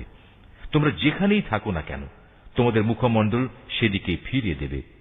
এসব লোক যাদের কাছে আগেই কেতাব নাজিল করা হয়েছিল তারা ভালো করেই জানে এ ব্যাপারটা তোমার মালিকের পক্ষ থেকে আসা সম্পূর্ণ একটি সত্য ঘটনা। এ সত্ত্বেও তারা যে আচরণ করে যাচ্ছে আল্লাহ তাআলা তা থেকে মোটেই অনবহিত নন। যাদের ইতিপূর্বে কেতাব দান করা হয়েছে তাদের সামনে যদি তুমি দুনিয়ার সব কয়টি প্রমাণও এনে হাজির করো, তারপরেও এরা তোমার কেবলার অনুসরণ করবে না, আর এরপর তুমিও তাদের কেবলার অনুসরণকারী হতে পারো না। তাছাড়া এদের এক দলও তো আর এক দলের কেবলার অনুসরণ করে না। আমার পক্ষ থেকে এই জ্ঞান তোমাদের কাছে পৌঁছার পর তুমি যদি তাদের ইচ্ছা আকাঙ্ক্ষার অনুসরণ করো তাহলে অবশ্যই তুমি জালেমদের দলে শামিল হয়ে যাবে। আমি কিতাব দান করেছি এরা তাকে এত ভালো করে চেনে যেমনি এরা চেনে আপন ছেলেদের। এদের একদল সত্য গোপন করার চেষ্টা করছে, অথচ এরা তো সবকিছু জানে। হে নবী, তুমি তাদের বলো, তোমার মালিকের পক্ষ থেকে এ হচ্ছে একমাত্র সত্য। সুতরাং কোন অবস্থায় তোমরা সন্দেহ পোষণকারীদের দলে শামিল হও না। প্রত্যেক জাতির জন্য ইবাদতের একটা দিক নির্দিষ্ট থাকে যেদিকে সে জাতি মুখ করে দাঁড়ায়। অতএব তোমরা আসল কল্যাণের দিকে অগ্রসর হবার কাজে একে অপরের সাথে প্রতিযোগিতা করো। তোমরা যেখানেই থাকো না কেন, তিনি তোমাদের সবাইকে এক স্থানে এনে হাজির করবেন। অবশ্যই আল্লাহ তাআলা সব কিছুর উপর ক্ষমতাবান। তুমি যে কোনো স্থান থেকেই বেরিয়ে আসো না কেন, নামাজের জন্য মসজিদে হারামের দিকে মুখ ফেরাও, কেননা এটাই হচ্ছে আল্লাহ তাআলার কাছ থেকে কিবলা সংক্রান্ত সঠিক সিদ্ধান্ত। আর আল্লাহ তাআলা তোমাদের কার্যাবলী সম্পর্কে মোটেই উদাসীন নন। হে নবী, যেদিক থেকেই তুমি বেরিয়ে আসবে নামাজের জন্য, সেখান থেকেই মসজিদে হারামের দিকে মুখ ফিরিয়ে দাঁড়িয়ে যেও। এ সময় যেখানেই তুমি থাকো না কেন, সে কাবার দিকে মুখ ফিরিয়ে নেবে। তাহলে প্রতিপক্ষের লোকদের কাছে তোমাদের বিরুদ্ধে খাড়া করানোর মতো কোনো যুক্তি অবশিষ্ট থাকবে না। তাদের মধ্য থেকে যারা বাড়াবাড়ি করে তাদের কথা অবশ্য আলাদা। তোমরা এসব ব্যক্তিদের ভয় করো না, তোমরা বরং ভয় করো আমাকে, যাতে করে আমি তোমাদের উপর আমার নিয়ামত পূর্ণ করে দিতে পারি। এর ফলে তোমরাও সঠিক পথের সন্ধান পেতে পারো। সঠিক পথের সন্ধান দেওয়ার জন্যই আমি এভাবে তোমাদের কাছে, তোমাদের মাঝ থেকেই একজনকে রসুল করে পাঠিয়েছি, যে ব্যক্তি প্রথমত তোমাদের কাছে আমার আয়াত পড়ে শোনাবে, দ্বিতীয়ত সে তোমাদের জীবন পরিশুদ্ধ করে দেবে, এবং তৃতীয়ত সে তোমাদের আমার কিতাব ও তার অন্তর্নিহিত জ্ঞান শিক্ষা দেবে। সর্বোপরি সে তোমাদের এমন বিষয়সমূহের জ্ঞান দান করবে যা তোমরা কখনো জানতে না। অতএব এসব অনুগ্রহের জন্য তোমরা আমাকেই স্মরণ করো, তাহলে আমিও তোমাদের স্মরণ করব। তোমরা আমার কৃতজ্ঞতা আদায় করো এবং কখনো তোমরা আমার অকৃতজ্ঞ হইও না। হে মানুষ, তোমরা যারা ঈমান এনেছ, পরম ধৈর্য ও খালেস নামাজের মাধ্যমে তোমরা আমার কাছে সাহায্য প্রার্থনা করো। অবশ্যই আল্লাহ তাআলা ধৈর্যশীল মানুষদের সাথে আছেন। যারা আল্লাহ তাআলার পথে নিহত হয়েছে তাদের তোমরা কখনো মৃত বলো না, বরং তারাই হচ্ছে আসল জীবিত মানুষ। কিন্তু এ বিষয়টির কিছুই তোমরা জানো না। আমি অবশ্যই ঈমানের দাবিতে তোমাদের পরীক্ষা করব, কখনো ভয়ভীতি, কখনো ক্ষুধা অনাহার, কখনো তোমাদের জান মাল ও ফসলাদির ক্ষতি সাধন করে তোমাদের পরীক্ষা করা হবে।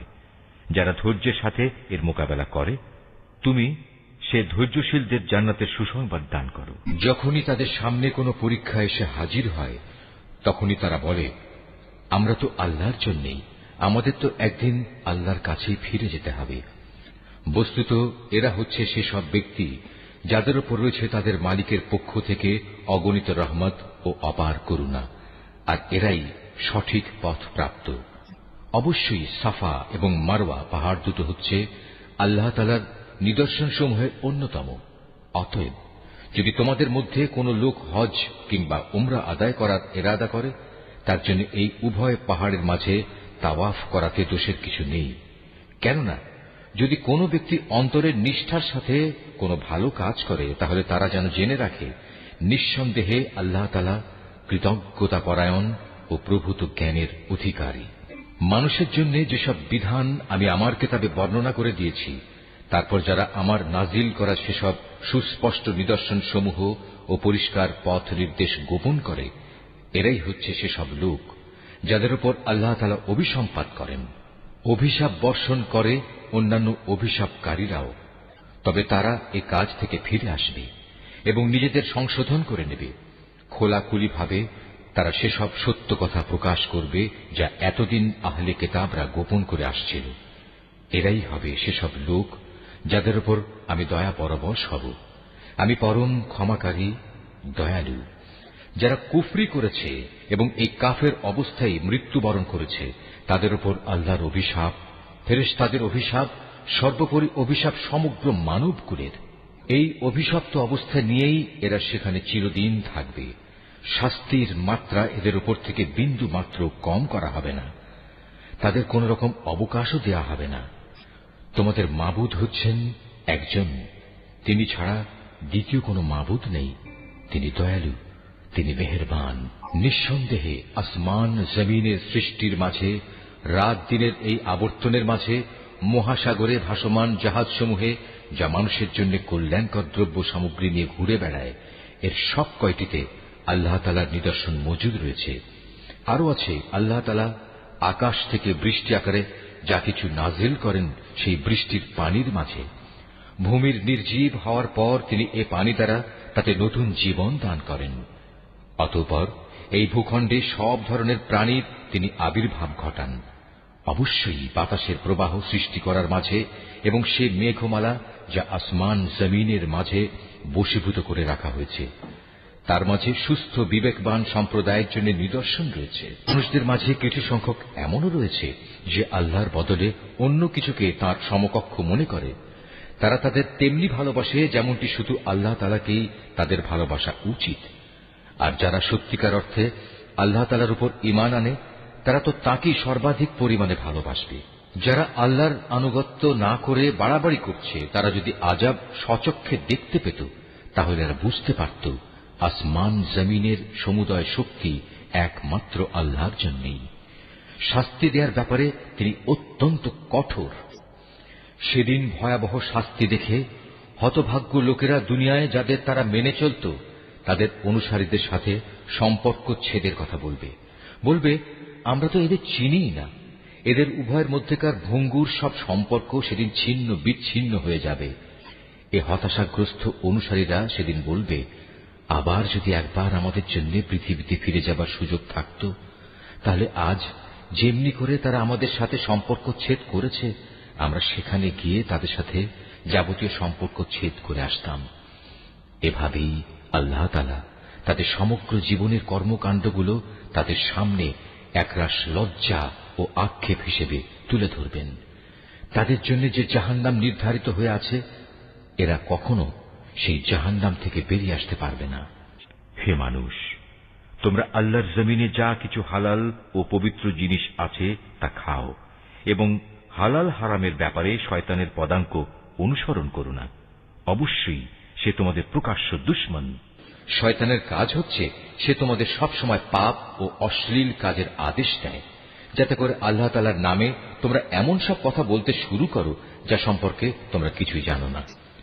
তাদের যখন বলা হয় আল্লাহ তাআলা যা কিছু নাজিল করেছেন তোমরা তা মেনে চলো, তারা বলে, আমরা তো শুধু সে পথেরই অনুসরণ করব যে পথের উপর আমরা আমাদের বাপ দাদাদের পেয়েছি। তাদের বাপ দাদারা যদি এ ব্যাপারে কোনো জ্ঞান বুদ্ধির পরিচয় নাও দিয়ে থাকে কিংবা তারা যদি হেদায়েত নাও পেয়ে থাকে, তবু কি তারা তাদের অনুসরণ করবে? এভাবে যারা হেদায়েত অস্বীকার করে তাদের উদাহরণ হচ্ছে এমন জন্তুর মতো যে তার পালের আরেকটি জন্তুকে যখন ডাক দেয় তখন পেছনে সেই জন্তুটি তার চিৎকার ও কান্নার আওয়াজ ছাড়া আর কিছুই শুনতে পায় না। মূলত এরা কানেও শোনে না, কথাও বলতে পারে না, চোখেও দেখে না। এ কারণে হেদায়েতের কথাও এরা বোঝে না। মানুষ, তোমরা যারা ঈমান এনেছ, আমি যেসব পাক পবিত্র জিনিস তোমাদের দান করেছি নিঃসংকোচে তা তোমরা খাও এবং এই নিয়ামতের জন্য আল্লাহ তাআলার শুকর আদায় করো।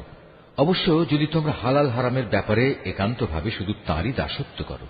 অবশ্যই তিনি মৃত জন্তুর গোশত, সব ধরনের রক্ত ও শূকরের গোশত হারাম ঘোষণা করেছেন এবং এমন সব জন্তু হারাম করেছেন যা আল্লাহ তাআলা ছাড়া অন্য কারো নামে জবাই কিংবা উৎসর্গ করা হয়েছে। তবে সে ব্যক্তির কথা আলাদা যাকে এজন্য বাধ্য করা হয়েছে। যদি সে ব্যক্তি এমন হয় যে সে আল্লাহর আইনের সীমা লঙ্ঘনকারী হয় না, অথবা যেটুকু হলে জীবনটা বাঁচে তার চেয়ে বেশি ভোগ করে তাতে অভ্যস্ত হয়ে পড়ে না, তাহলে এই অপারগতার সময় হারাম খেলে তার উপর কোনো গুনাহ নেই। অবশ্যই আল্লাহ তাআলা ক্ষমাশীল, তিনি অনেক মেহেরবান। এ সত্ত্বেও যারা আল্লাহর নাজিল করা তাঁর কিতাবের অংশবিশেষ গোপন করে রাখে এবং সামান্য বৈষয়িক মূল্যে তা বিক্রি করে দেয়, তারা এটা দিয়ে যা হাসিল করে তা হচ্ছে আগুন, যা দিয়ে তারা নিজেদের পেট ভর্তি করে রাখে। শেষ বিচারের দিনে আল্লাহ তাআলা তাদের সাথে কথা বলবেন না, তিনি তাদের সেদিন পবিত্রও করবেন না। ভয়াবহ আযাব এদের জন্য নির্দিষ্ট। এরা হেদায়েতের বদলে গুমরাহির পথ কিনে নিয়েছে, ক্ষমার বদলে তারা আযাব বেছে নিয়েছে।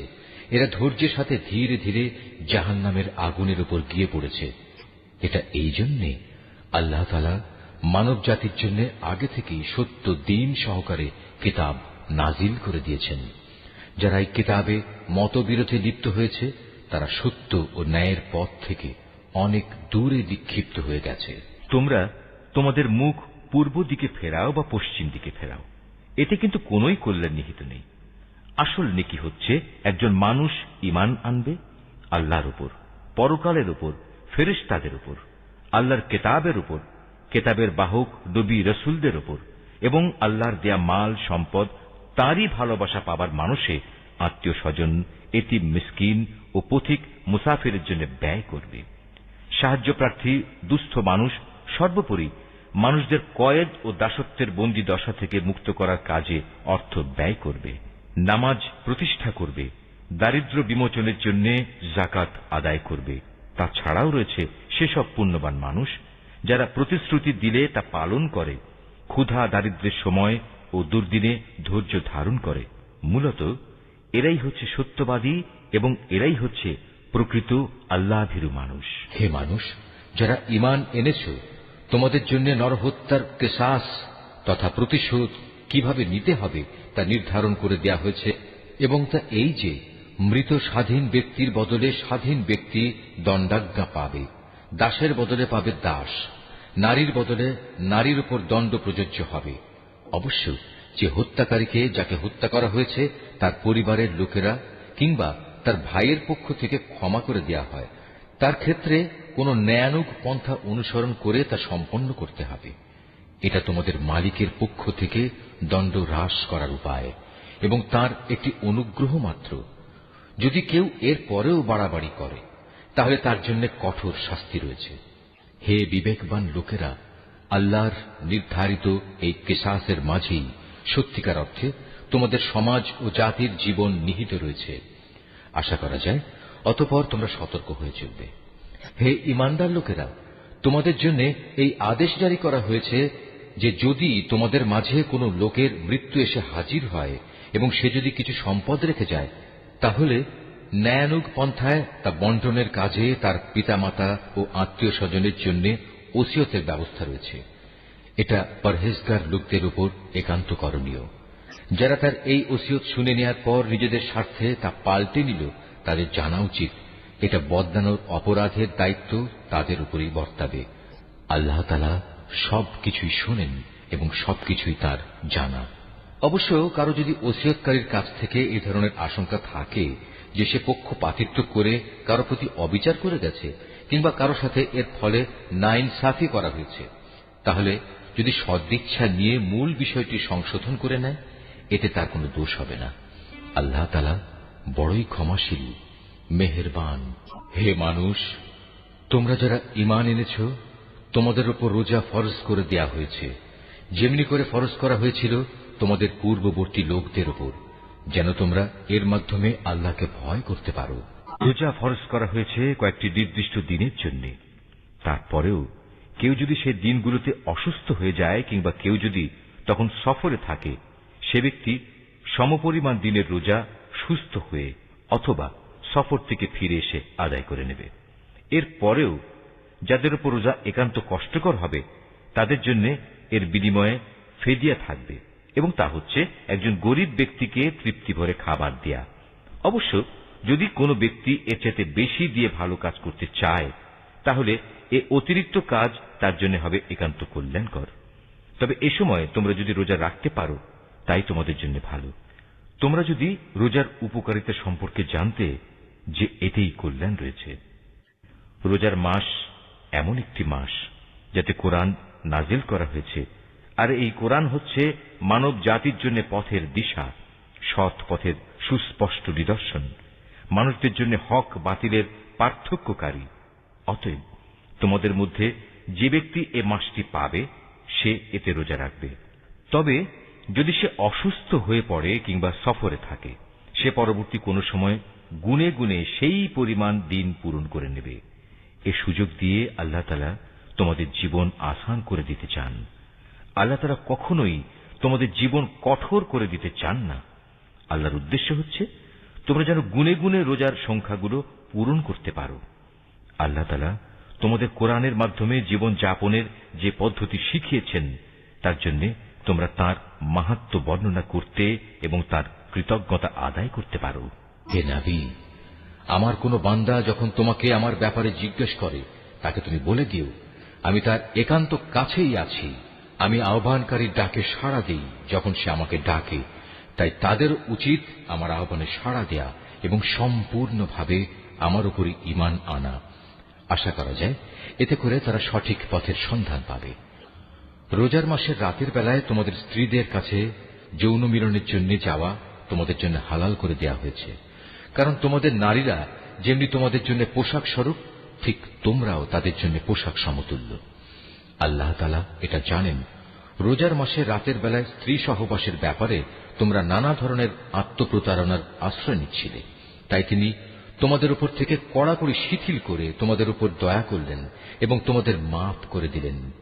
এখন তোমরা চাইলে তাদের সাথে সহবাস করতে পারো এবং এ ব্যাপারে আল্লাহ পাক তোমাদের জন্য যা বিধিবিধান কিংবা সন্তান লিখে রেখেছেন তা সন্ধান করো। রোজার সময় পানাহারের ব্যাপারে আল্লাহর নির্দেশ হচ্ছে, তোমরা পানাহার অব্যাহত রাখতে পারো যতক্ষণ পর্যন্ত রাতের অন্ধকার রেখার ভেতর থেকে ভোরের শুভ্র আলোক রেখা তোমাদের জন্য পরিষ্কার প্রতিভাত না হয়। অতঃপর তোমরা রাতের আগমন পর্যন্ত রোজা পূর্ণ করে নাও। তবে মসজিদে যখন তোমরা ইতিকাফ অবস্থায় থাকবে তখন নারী সম্ভোগ থেকে বিরত থেকো। এই হচ্ছে আল্লাহ তাআলার নির্ধারিত সীমারেখা। অতএব তোমরা কখনো এর কাছেও যেও না। এভাবেই আল্লাহ তাআলা তাঁর যাবতীয় নিদর্শন মানুষদের জন্য বলে দিয়েছেন, যাতে করে তারা এ আলোকে আল্লাহ তাআলাকে ভয় করতে পারে। তোমরা একে অন্যের অর্থ সম্পদ অন্যায় অবৈধভাবে আত্মসাৎ করো না। আবার জেনে বুঝে অন্যায়ভাবে অন্যের সম্পদ ভোগ করার জন্য এর একাংশ বিচারকদের সামনে ঘুষ কিংবা উপঢৌকন হিসেবেও পেশ করো না। নবী, তারা তোমাকে নতুন চাঁদগুলো ও তাদের বাড়া কমা সম্পর্কে জিজ্ঞেস করবে। তুমি তাদের বলে দাও, মূলত এগুলো হচ্ছে মানব জাতির জন্য একটি স্থায়ী সময় নির্ঘণ্ট, যার মাধ্যমে মানুষরা দিন তারিখ সম্পর্কে জানতে পারে। তাছাড়া এর মাধ্যমে লোকেরা হজের সময়সূচিও জেনে নিতে পারে। এহরাম বাঁধার পর পেছন দরজা দিয়ে ঘরে প্রবেশ করার মাঝে কোনো সওয়াব নেই। আসল নেকি হচ্ছে কে আল্লাহ তাআলাকে ভয় করল তা দেখা। এখন থেকে ঘরে ঢোকার সময় সামনের দুয়ার দিয়েই তোমরা আসা যাওয়া করো। তোমরা একমাত্র আল্লাহ তাআলাকে ভয় করবে। আশা করা যায় তোমরা কামিয়াব হতে পারবে। তোমরা আল্লাহ তাআলার পথে সেসব লোকের সাথে লড়াই করো যারা তোমাদের সাথে লড়াই করে, কিন্তু কোনো অবস্থায় সীমা লঙ্ঘন করো না, কারণ আল্লাহ তাআলা কখনো সীমা লঙ্ঘনকারীদের পছন্দ করেন না। যেখানেই তোমরা তাদের পাও সেখানেই তোমরা তাদের হত্যা করো। যেসব স্থান থেকে তারা তোমাদের বহিষ্কার করে দিয়েছে তোমরাও তাদের সেসব স্থান থেকে বের করে দাও। জেনে রেখো, ফিতনা, ফাসাদ, দাঙ্গা হাঙ্গামা, নরহত্যার চাইতেও বড় অপরাধ তোমরা কাবা ঘরের পাশে কখনো তাদের সাথে যুদ্ধে লিপ্ত হও না, যতক্ষণ পর্যন্ত তারা সেখানে তোমাদের আক্রমণ না করে। তারা যদি তোমাদের সাথে যুদ্ধ করে তাহলে তোমরা তাদের সাথে যুদ্ধ করো। এভাবেই কাফেরদের শাস্তি দেয়া হয়। তবে তারা যদি যুদ্ধ বিগ্রহ থেকে ফিরে আসে তাহলে মনে রেখো, আল্লাহ তাআলা বড়ই ক্ষমাশীল ও দয়ার আধার। তোমরা তাদের সাথে লড়াই করতে থাকো যতক্ষণ না জমিন থেকে ফিতনা নির্মূল হয়ে যায় এবং আল্লাহর জমিনে আল্লাহর দেয়া জীবন ব্যবস্থা পূর্ণাঙ্গভাবে আল্লাহর জন্য নির্দিষ্ট হয়ে যায়। যদি তারা যুদ্ধ থেকে ফিরে আসে তবে তাদের সাথে আর কোনো বাড়াবাড়ি নয়। তবে হ্যাঁ, যারা নিজেরাই জালেম তাদের উপর এটা প্রযোজ্য নয়। একটি সম্মানিত মাসের বদলেই একটি সম্মানিত মাস আশা করা যাবে। প্রয়োজনে এ সম্মানিত মাসসমূহেও প্রতিশোধ ব্যবস্থা বৈধ হবে। এ সময়ে যদি কেউ তোমাদের উপর হস্ত প্রসারিত করে তাহলে তোমরাও তাদের উপর তেমনি হস্ত প্রসারিত করে জবাব দাও। তবে সর্বদাই আল্লাহকে ভয় করতে থাকো। মনে রেখো, যারা অপরাধ থেকে বেঁচে থাকে আল্লাহ তাআলা তাদের সাথে রয়েছেন। আল্লাহর পথে অর্থ সম্পদ ব্যয় করো। অর্থ সম্পদ আঁকড়ে ধরে নিজেদের হাতেই নিজেদের ধ্বংসের অতলে নিক্ষেপ করো না, এবং তোমরা অন্য মানুষদের সাথে দয়া অনুগ্রহ করো। নিশ্চয়ই আল্লাহ তাআলা অনুগ্রহকারী ব্যক্তিদের ভালোবাসেন। আল্লাহ তাআলার সন্তুষ্টির জন্য হজ ও উমরা সম্পন্ন করো। পথে যদি তোমাদের কোথাও আটকে দেয়া হয় তাহলে সে স্থানেই কোরবানির জন্য যা কিছু সহজভাবে হাতের কাছে পাওয়া যায় তা দিয়েই কোরবানি আদায় করে নাও। তবে কোরবানির পশু তার নির্দিষ্ট গন্তব্যস্থলে পৌঁছার আগ পর্যন্ত তোমরা তোমাদের মাথা মুন্ডন করো না। যদি তোমাদের মধ্যে কোনো ব্যক্তি অসুস্থ হয়ে পড়ে অথবা যদি তার মাথায় কোনো রোগ থাকে যে কারণে আগেই তার মাথা মুন্ডন করা প্রয়োজন হয়ে পড়ে, তাহলে সে যেন এর বিনিময়ে ফিদিয়া আদায় করে, এবং তা হচ্ছে কিছু রোজা রাখা অথবা অর্থ দান করা কিংবা কোরবানি আদায় করা। অতঃপর তোমরা যখন নিরাপদ হয়ে যাবে তখন তোমাদের কেউ যদি একসাথে হজ ও উমরা আদায় করতে চায়, তার উচিত তার সাধ্য অনুযায়ী কোরবানি আদায় করা। যদি কোরবানি করার মতো কোনো পশু সে না পায়, তাহলে সে যেন হজের সময়কালে 3টি এবং তোমরা যখন বাড়ি ফিরে আসবে তখন 7টি, সর্বমোট পূর্ণ 10টি রোজা রাখে। এই সুবিধাটুকু শুধু তাদের জন্য যাদের পরিবার পরিজন আল্লাহর ঘরের আশেপাশে বর্তমান নেই। তোমরা আল্লাহকেই ভয় করো, জেনে রেখো আল্লাহ তাআলা কঠোর আযাব প্রদানকারী বটে। হজের মাসসমূহ একান্ত সুপরিচিত। সে সময়গুলোর মধ্যে যে ব্যক্তি হজ আদায় করার মনস্থ করবে সে যেন জেনে রাখে হজের ভেতর কোনো যৌন সম্ভোগ নেই, নেই কোনো অশ্লীল গালিগালাজ বা ঝগড়াঝাটি। আর যত ভালো কাজই তোমরা করো আল্লাহ তাআলা অবশ্যই তা জানেন। হজের নিয়ত করলে এর জন্য তোমরা পাথেয় জোগাড় করে নেবে, যদিও আল্লাহর ভয়টাই হচ্ছে মানুষের সর্বোৎকৃষ্ট পাথেয়। অতএব হে বুদ্ধিমান মানুষরা, তোমরা আমাকেই ভয় করো। হজের এ সময়গুলোতে যদি তোমরা আল্লাহর অনুগ্রহ তালাশ করতে গিয়ে কোনো অর্থনৈতিক ফায়দা হাসিল করতে চাও, তাতে তোমাদের কোনোই দোষ নেই। অতঃপর তোমরা যখন আরাফাতের ময়দান থেকে ফিরে আসবে তখন মুজদালিফায় মাশআরে হারামের কাছে এসে আল্লাহকে স্মরণ করবে, ঠিক যেমনি করে আল্লাহ তাআলা তোমাদের তাকে ডাকার পথ বলে দিয়েছেন তেমনি করে তাকে স্মরণ করবে। ইতিপূর্বে তোমরা আসলেই পথভ্রষ্টদের দলে শামিল ছিলে। তারপর তোমরা সে স্থান থেকে ফিরে এসো যেখান থেকে অন্য হজ পালনকারী ব্যক্তিরা ফিরে আসে। নিজেদের ভুল ভ্রান্তির জন্য আল্লাহ তাআলার কাছে ক্ষমা প্রার্থনা করো। নিঃসন্দেহে আল্লাহ তাআলা গুনাহ খাতা মাফ করে দেন, তিনি বড়ই দয়ালু। যখন তোমরা তোমাদের হজের যাবতীয় আনুষ্ঠানিকতা শেষ করে নেবে তখন এখানে বসে আগের দিনে যেভাবে তোমরা তোমাদের পূর্বপুরুষদের গৌরবের কথা স্মরণ করতে, তেমনি করে বরং তার চেয়ে বেশি পরিমাণে এখন আল্লাহকে স্মরণ করো। মানুষদের ভেতর থেকে একদল লোক বলে, হে আমাদের মালিক, সব ভালো জিনিস তুমি আমাদের এই দুনিয়াতেই দিয়ে দাও। বস্তুত যারা এ ধরনের কথা বলে তাদের জন্য পরকালে আর কোনো পাওনাই বাকি থাকে না। আবার এ মানুষদেরই আর একদল বলে, হে আমাদের প্রতিপালক, এ দুনিয়ায়ও তুমি আমাদের কল্যাণ দান করো, পরকালেও তুমি আমাদের কল্যাণ দাও, সর্বোপরি তুমি আমাদের আগুনের আযাব থেকে নিষ্কৃতি দাও। এ ধরনের লোকদের তাদের নিজ নিজ উপার্জন মোতাবেক তাদের যথার্থ হিস্সা রয়েছে। আল্লাহ তাআলাই হচ্ছেন দ্রুত হিসাব গ্রহণকারী। হাতে গোনা হজের এ কয়টি দিনে বেশি পরিমাণে আল্লাহকে স্মরণ করো। হজের পর যদি কেউ তাড়াহুড়ো করে দুদিনের মধ্যে মিনা থেকে মক্কায় ফিরে আসে তাতে যেমন কোনো দোষ নেই, তেমনি যদি কোনো ব্যক্তি সেখানে আরো বেশি অপেক্ষা করতে চায় তাতেও কোনো দোষ নেই। এই নিয়ম হচ্ছে তার জন্য যে আল্লাহকে ভয় করেছে। তোমরা শুধু আল্লাহ তাআলাকে ভয় করো এবং জেনে রাখো একদিন তোমাদের তাঁর কাছেই জড়ো করা হবে। মানুষদের মাঝে এমন লোকও আছে পার্থিব জীবনে যার কথা তোমাকে খুবই উৎফুল্ল করবে। তার মনে যা কিছু আছে তার উপর সে আল্লাহ তাআলাকে সাক্ষী বানায়, কিন্তু এর প্রকৃত পরিচয় হচ্ছে সে ভীষণ ঝগড়াটে ব্যক্তি। আবার সে যখন আল্লাহর জমিনের কোথাও ক্ষমতার আসনে বসতে পারে তখন সে নানা প্রকারে অশান্তি সৃষ্টি করতে শুরু করে, জমিনের শস্য ক্ষেত্র বিনাশ করে, জীবজন্তুর বংশ নির্মূল করতে চায়। মূলত আল্লাহ তাআলা কখনো বিপর্যয় সৃষ্টিকারী মানুষদের পছন্দ করেন না। যখন তাকে বলা হয় ফিতনা ফাসাদ সৃষ্টি না করে তুমি আল্লাহ তাআলাকে ভয় করো, তখন তাকে মিথ্যা অহংকারে পেয়ে বসে যা গুনাহর সাথে মেশানো থাকে। মূলত এ চরিত্রের লোকের জন্য জাহান্নামই যথেষ্ট, আর তা হচ্ছে একান্ত নিকৃষ্টতম ঠিকানা। মানুষদের ভেতর আবার এমন কিছু লোক রয়েছে যারা আল্লাহ তাআলার এতটুকু সন্তুষ্টি লাভের জন্য নিজের জীবন পর্যন্ত বিক্রি করে দেয়।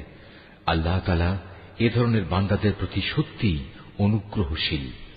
হে ইমানদার লোকেরা, তোমরা পুরোপুরি ইসলামের ছায়াতলে এসে যাও এবং কোনো অবস্থায় অভিশপ্ত শয়তানের পদাঙ্ক অনুসরণ করো না, কেননা শয়তান হচ্ছে তোমাদের প্রকাশ্যতম দুশমন। আল্লাহ তাআলার পক্ষ থেকে এসব সুস্পষ্ট নিদর্শন তোমাদের কাছে এসে যাওয়ার পরও যদি তোমাদের পদস্খলন হয়, তাহলে নিশ্চিত জেনে রাখো আল্লাহ তাআলা মহাবিজ্ঞ ও পরাক্রমশালী। তারা কি সেদিনের অপেক্ষা করছে যখন আল্লাহ তাআলা স্বয়ং তার ফেরেশতা সহ মেঘের ছায়া দিয়ে এখানে আসবেন এবং তখন তাদের ভাগ্যের চূড়ান্ত ফয়সালা হয়ে যাবে। সব কয়টি ব্যাপার সর্বশেষে তার কাছেই উপনীত হবে। তুমি বনী ইসরায়েলদের জিজ্ঞেস করো, কি পরিমাণ সুস্পষ্ট নিদর্শন আমি তাদের দান করেছি। আমি তাদের বলেছি, যার কাছে হেদায়েতের নিয়ামত আসার পর সে নিজে তা বদলে ফেলে, তার জন্য আল্লাহ তাআলা কঠোর শাস্তি দানকারী। যারা আল্লাহ তাআলাকে অস্বীকার করেছে তাদের জন্য তাদের এ পার্থিব জীবনটা খুব লোভনীয় করে সাজিয়ে রাখা হয়েছে।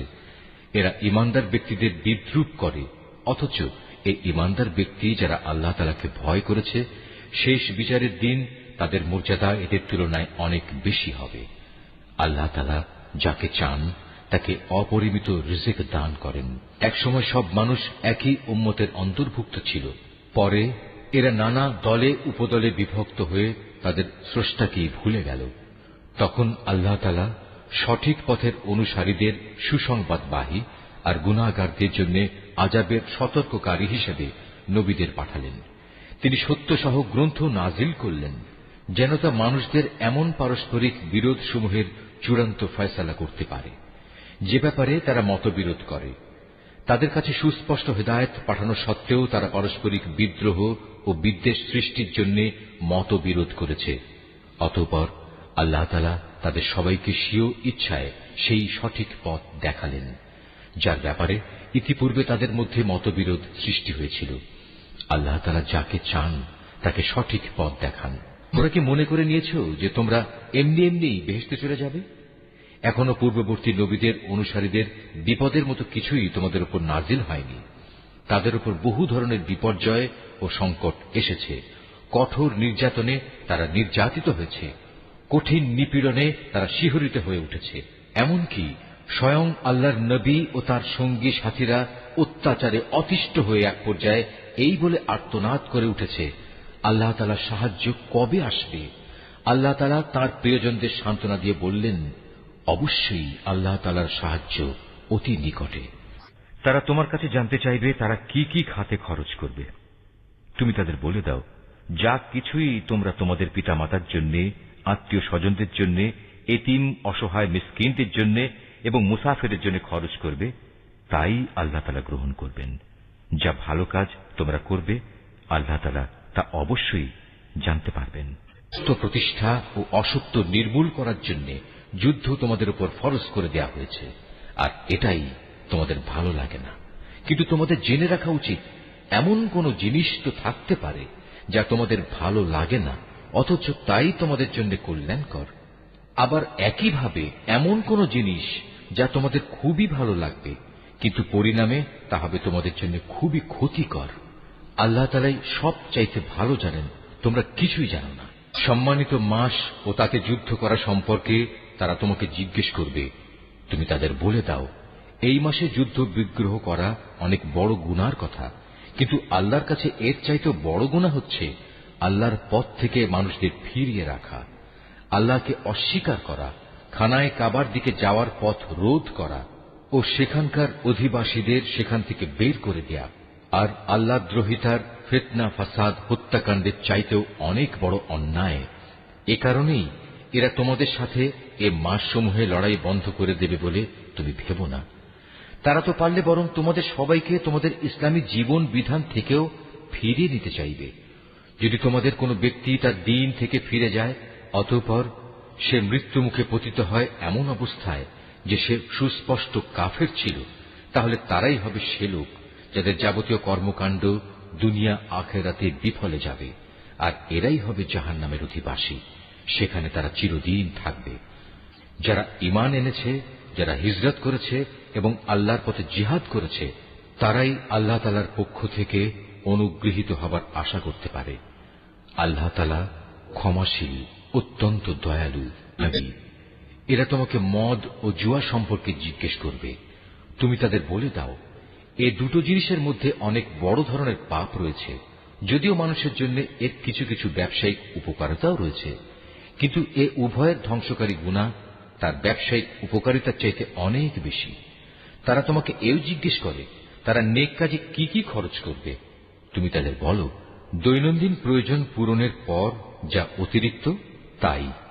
আল্লাহ তাআলা এভাবে তোমাদের জন্য তাঁর আয়াতসমূহ খুলে খুলে বলে দেন, যাতে করে তোমরা এ নিয়ে চিন্তা ভাবনা করতে পারো। এ নির্দেশ তোমাদের ইহকাল ও পরকালের কল্যাণের জন্যই। তোমাকে তারা এতিমদের ব্যাপারে জিজ্ঞেস করবে, তুমি বলো, তাদের জন্য গৃহীত সব পন্থাই উত্তম। যদি তোমরা তোমাদের ধন সম্পদ তাদের সাথে মিশিয়ে ফেলো তাতে কোনো দোষ নেই, কারণ তারা তো তোমাদেরই ভাই। আর আল্লাহ তাআলা এটা ভালো করেই জানেন কে ন্যায়ানুগ পন্থায় আছে আর কে ফাসাদি স্বভাবের লোক। আল্লাহ তাআলা চাইলে এ ব্যাপারে আরো অধিক কড়াকড়ি আরোপ করতে পারতেন। নিঃসন্দেহে আল্লাহ তাআলা ক্ষমতাবান এবং কুশলীও। তোমরা কখনো কোনো মুশরিক নারী বিয়ে করো না যতক্ষণ না তারা ঈমান আনে। মনে রেখো, একজন মুসলমান দাসীও একজন ঐতিহ্যবাহী মুশরিক নারীর চাইতে উত্তম, যদিও এ মুশরিক নারীটি তোমাদের বেশি ভালো লাগে। হে মুসলিম মহিলারা, তোমরা কখনো কোনো মুশরিক পুরুষদের বিয়ে করো না যতক্ষণ না তারা আল্লাহর উপর ঈমান আনে। কেননা একজন ঈমানদার দাসও একজন উঁচু খানদানের মুশরিক ব্যক্তির চাইতে ভালো, যদিও এ মুশরিক ব্যক্তিটি তোমাদের ভালো লাগে। আসলে এরা তোমাদের জাহান্নামের আগুনের দিকেই ডেকে নেবে। আর আল্লাহ তাআলা হামেশাই তার মোমেন বান্দাদের তার আদেশ বলে জান্নাত ও ক্ষমার দিকে আহ্বান জানান, এবং এজন্যে তিনি তার আয়াতসমূহ মানুষদের কাছে স্পষ্ট করে বর্ণনা করেন, যাতে করে তারা উপদেশ গ্রহণ করতে পারে। হে নবী, তারা তোমার কাছ থেকে মহিলাদের মাসিক ঋতুকাল ও এ সময়ে তাদের সাথে দৈহিক মিলন সম্পর্কে জানতে চাইবে। তুমি তাদের বলো, আসলে মহিলাদের এ সময়টা হচ্ছে একটি অপবিত্র ও কষ্টকর অবস্থা। কাজেই ঋতুস্রাবকালে তাদের সঙ্গ বর্জন করবে এবং তোমরা দৈহিক মিলনের জন্য তাদের কাছে যেও না যতক্ষণ না তারা পুনরায় পবিত্র হয়। অতঃপর তারা যখন পুরো পাক সাফ হয়ে যায় তখন তোমরা তাদের কাছে যাও। দৈহিক মিলনের যে পদ্ধতি আল্লাহ তাআলা শিখিয়ে দিয়েছেন সেভাবে যাবে। আল্লাহ তাআলা অবশ্যই সেসব লোকদের ভালোবাসেন যারা আল্লাহর দিকেই ফিরে আসে এবং যারা পাক পবিত্রতা অবলম্বন করে। তোমাদের স্ত্রীরা হচ্ছে তোমাদের জন্য সন্তান উৎপাদনের ফসল ক্ষেত্র। তোমরা তোমাদের এই ফসল ক্ষেত্রে যেভাবে ইচ্ছা সেভাবেই গমন করো। তোমরা সময় থাকতে নিজেদের জন্য কিছু অগ্রিম নেক আমল পাঠিয়ে দাও। তোমরা আল্লাহকে ভয় করো। জেনে রেখো, একদিন তোমাদের সবাইকে তাঁর সামনাসামনি হতে হবে। মোমেনদের তুমি পুরস্কারের সুসংবাদ দান করো। তোমরা তোমাদের এমন শপথের জন্য আল্লাহর নামকে কখনো ঢাল হিসাবে ব্যবহার করবে না, যার মাধ্যমে ভালো কাজ করা, আল্লাহ তাআলাকে ভয় করা এবং মানুষদের মাঝে শান্তি শৃঙ্খলা প্রতিষ্ঠা করার কাজ থেকে তোমরা দূরে থাকবে। কারণ আল্লাহ তাআলা তোমাদের সবকিছুই শোনেন এবং সব কথাই তিনি জানেন। আল্লাহ তাআলা তোমাদের নিরর্থক শপথের জন্য কখনো পাকড়াও করবেন না, তবে তিনি অবশ্যই সেসব শপথের ব্যাপারে তোমাদের জিজ্ঞাসাবাদ করবেন, যা তোমরা আন্তরিকভাবে সম্পন্ন করো। বস্তুত আল্লাহ তাআলা বড় ক্ষমাশীল ও ধৈর্যশীল। যেসব লোক নিজ স্ত্রীদের কাছে যাবে না বলে কসম করেছে, তাদের এ ব্যাপারে মনস্থির করার জন্য 4 মাসের অবকাশ রয়েছে। এ সময়ের ভেতর যদি তারা তাদের কসম থেকে ফিরে আসে, তাহলে জেনে রেখো আল্লাহ তাআলা ক্ষমাশীল ও দয়াবান। আর তারা যদি এ সময়ের ভেতর তালাক দেওয়ার সিদ্ধান্ত করে, তাহলে তারা যেন জেনে রাখে আল্লাহ তাআলা সব শোনেন, জানেন। তালাকপ্রাপ্তা মহিলারা যেন 3টি মাসিক ঋতু অথবা ঋতু থেকে পবিত্র থাকার 3টি মুদ্দত পর্যন্ত নিজেদের পুনরায় বিয়ের বন্ধন থেকে দূরে রাখে। তাদের গর্ভে আল্লাহ তাআলা যা কিছু সৃষ্টি করেছেন তা গোপন করা কোনো অবস্থায় তাদের পক্ষে ন্যায়সঙ্গত হবে না, যদি তারা আল্লাহর উপর এবং পরকালের উপর ঈমান আনে। এ সময়ের ভেতর তাদের ফিরিয়ে নেয়ার ব্যাপারে তাদের স্বামীরা অবশ্য বেশি অধিকারী, যদি তারা উভয়ে পরস্পর মিলেমিশে চলতে চায়। পুরুষদের উপর নারীদের যেমন ন্যায়ানুগ অধিকার রয়েছে, তেমনি রয়েছে নারীদের উপর পুরুষের অধিকার। পারিবারিক ভরণ পোষণের দায়িত্বের কারণে তাদের উপর পুরুষের মর্যাদা একমাত্রা বেশি রয়েছে। আল্লাহ তাআলা বিপুল ক্ষমতার মালিক, তিনি পরম কুশলী। তালাক 2 বার মাত্র উচ্চারণ করা যেতে পারে। 3য় বারের আগেই হয় সম্মান মর্যাদার সাথে তাকে ফিরিয়ে আনতে হবে, অথবা সহৃদয়তার সাথে তাকে চলে যেতে দেবে। তোমাদের জন্য এটা কোনো অবস্থায় ন্যায়সঙ্গত নয় যে বিয়ের আগে যা কিছু তোমরা তাদের দিয়েছ তা তাদের থেকে ফিরিয়ে নেবে। তবে আল্লাহর নির্দিষ্ট সীমারেখার ভেতরে থেকে স্বামী স্ত্রী একত্রে জীবন কাটাতে পারবে না এমন আশঙ্কা যদি দেখা দেয়, তখন আলাদা হয়ে যাওয়াটাই উত্তম। এমন অবস্থায় যদি তোমাদের ভয় হয় যে এরা আল্লাহর বিধানের গণ্ডির ভেতর থাকতে পারবে না, তাহলে স্ত্রী যদি স্বামীকে কিছু বিনিময় দেয় এবং তা দিয়ে বিচ্ছেদ ঘটিয়ে নেয়, তাহলে তাদের উভয়ের উপর এটা কোনো দূষণীয় বিষয় হবে না। জেনে রাখো, এটা হচ্ছে আল্লাহর নির্ধারিত সীমারেখা, তা কখনো অতিক্রম করো না।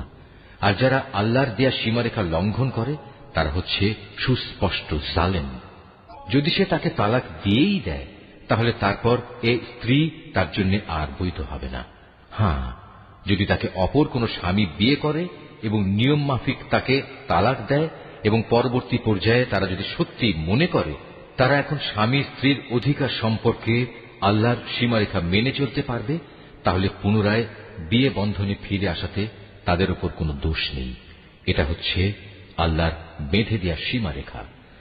যারা এ সম্পর্কে অবগত আছে, আল্লাহ তাআলা তাদের জন্য এই নির্দেশ সুস্পষ্ট করে পেশ করেন। যখন তোমরা স্ত্রীদের তালাক দাও এবং তারা যখন তাদের অপেক্ষার সময় ইদ্যত পূর্ণ করে নেয়, তখন হয় মর্যাদার সাথে তাদের ফিরিয়ে আনো, নতুবা ভালোভাবে তাদের বিদায় করে দাও।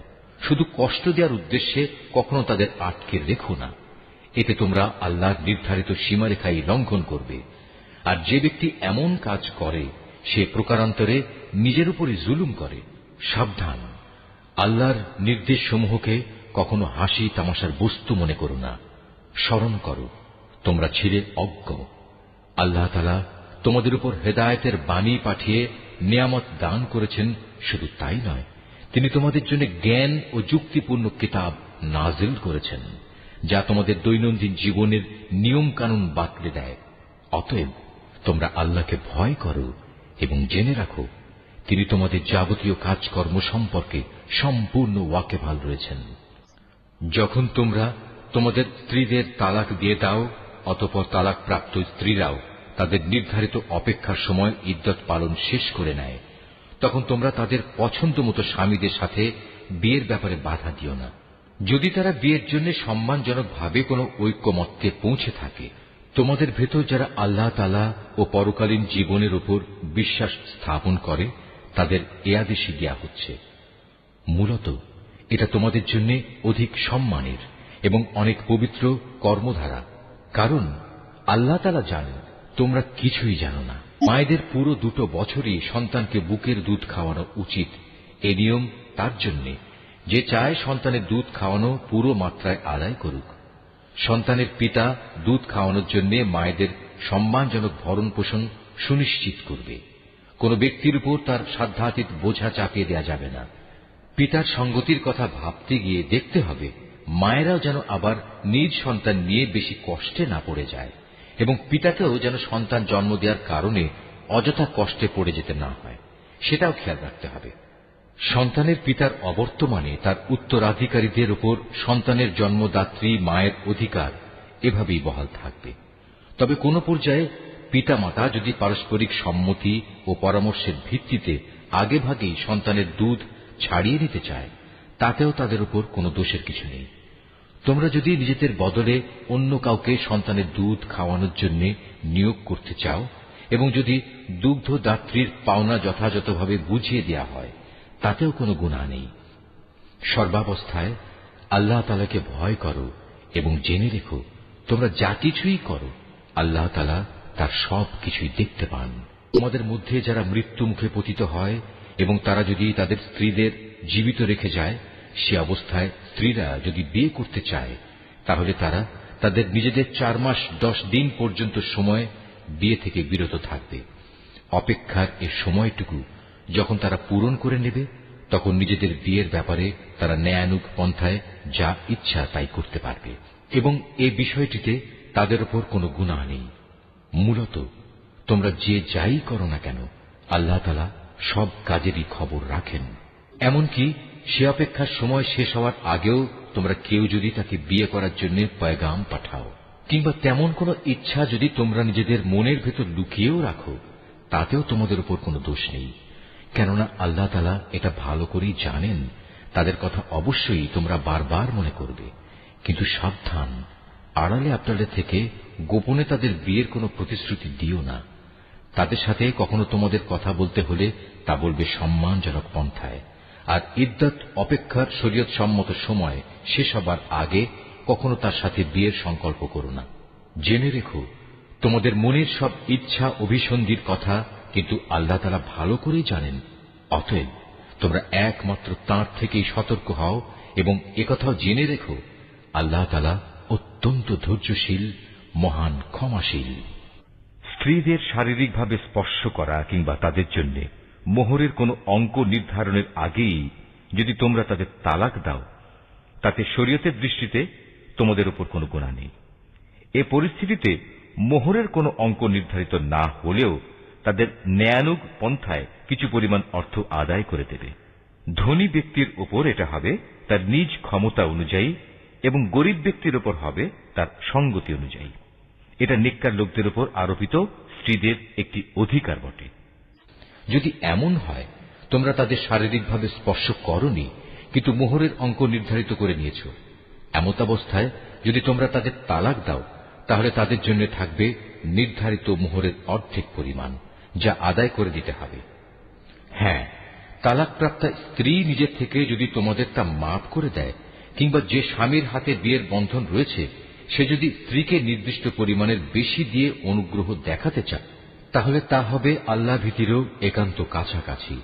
কখনো একে অপরের প্রতি দয়া ও সহৃদয়তা দেখাতে ভুলো না, কারণ তোমরা কে কি কাজ করো তার সবকিছুই আল্লাহ তাআলা পর্যবেক্ষণ করছেন। তোমরা নামাজ সমূহের উপর গভীরভাবে যত্নবান হও, বিশেষ করে মধ্যবর্তী নামাজ, এবং আল্লাহর জন্য বিনীতভাবে দাঁড়িয়ে থাকো। অতঃপর যদি তোমরা ভীতিপ্রদ কোনো অবস্থার সম্মুখীন হও, তখন প্রয়োজনে তোমরা নামাজ পড়বে পায়ের উপর দাঁড়িয়ে কিংবা সওয়ারের উপর থাকা অবস্থায়। তারপর তোমরা যখন নিরাপদ হয়ে যাবে তখন আল্লাহ তাআলাকে স্মরণ করো, যেভাবে আল্লাহ তাআলা তাকে স্মরণ করার নিয়ম শিখিয়েছেন, যার কিছুই তোমরা ইতিপূর্বে জানতে না।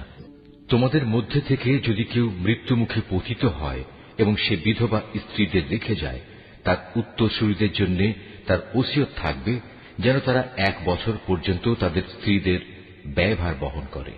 কোনো অবস্থায় যেন তার ভিটে মাটি থেকে তাকে বের করে দেয়া না হয়।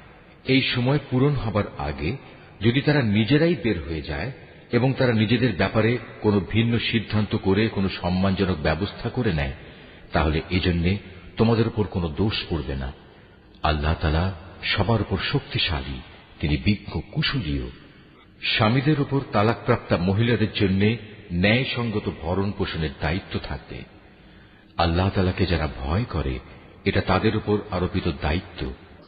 এভাবেই আল্লাহ তাআলা তাঁর আয়াতগুলো তোমাদের জন্য সুস্পষ্ট করে বলে দিয়েছেন, যাতে করে তোমরা বুঝতে পারো। তুমি কি তাদের পরিণতি দেখোনি, যারা মৃত্যুর ভয়ে নিজেদের ভিটে মাটি ছেড়ে বেরিয়ে এসেছিল, অথচ তারা সংখ্যায় ছিল হাজার হাজার। তাদের এ কাপুরুষোচিত আচরণে রুষ্ট হয়ে আল্লাহ তাআলা তাদের বললেন, তোমরা নিপাত হয়ে যাও। অতঃপর একসময় তাদের বংশধররা সাহসিকতার সাথে জালেমের মোকাবেলা করল। আল্লাহ তাআলা তাদের পুনরায় সামাজিক ও রাজনৈতিক জীবন দান করলেন। আল্লাহ তাআলা এ ধরনের সাহসী মানুষদের উপর সর্বদাই অনুগ্রহশীল, কিন্তু মানুষদের অধিকাংশই এজন্য আল্লাহর কৃতজ্ঞতা আদায় করে না। হে মুসলমানরা, কাপুরুষতা না দেখিয়ে তোমরা আল্লাহর পথে লড়াই করো এবং একথা ভালো করে জেনে রাখো, আল্লাহ তাআলা যেমন সব শোনেন তেমনি তিনি সবকিছু জানেনও। তোমাদের মধ্যে থেকে কে এমন হবে যে আল্লাহকে উত্তম ঋণ দেবে?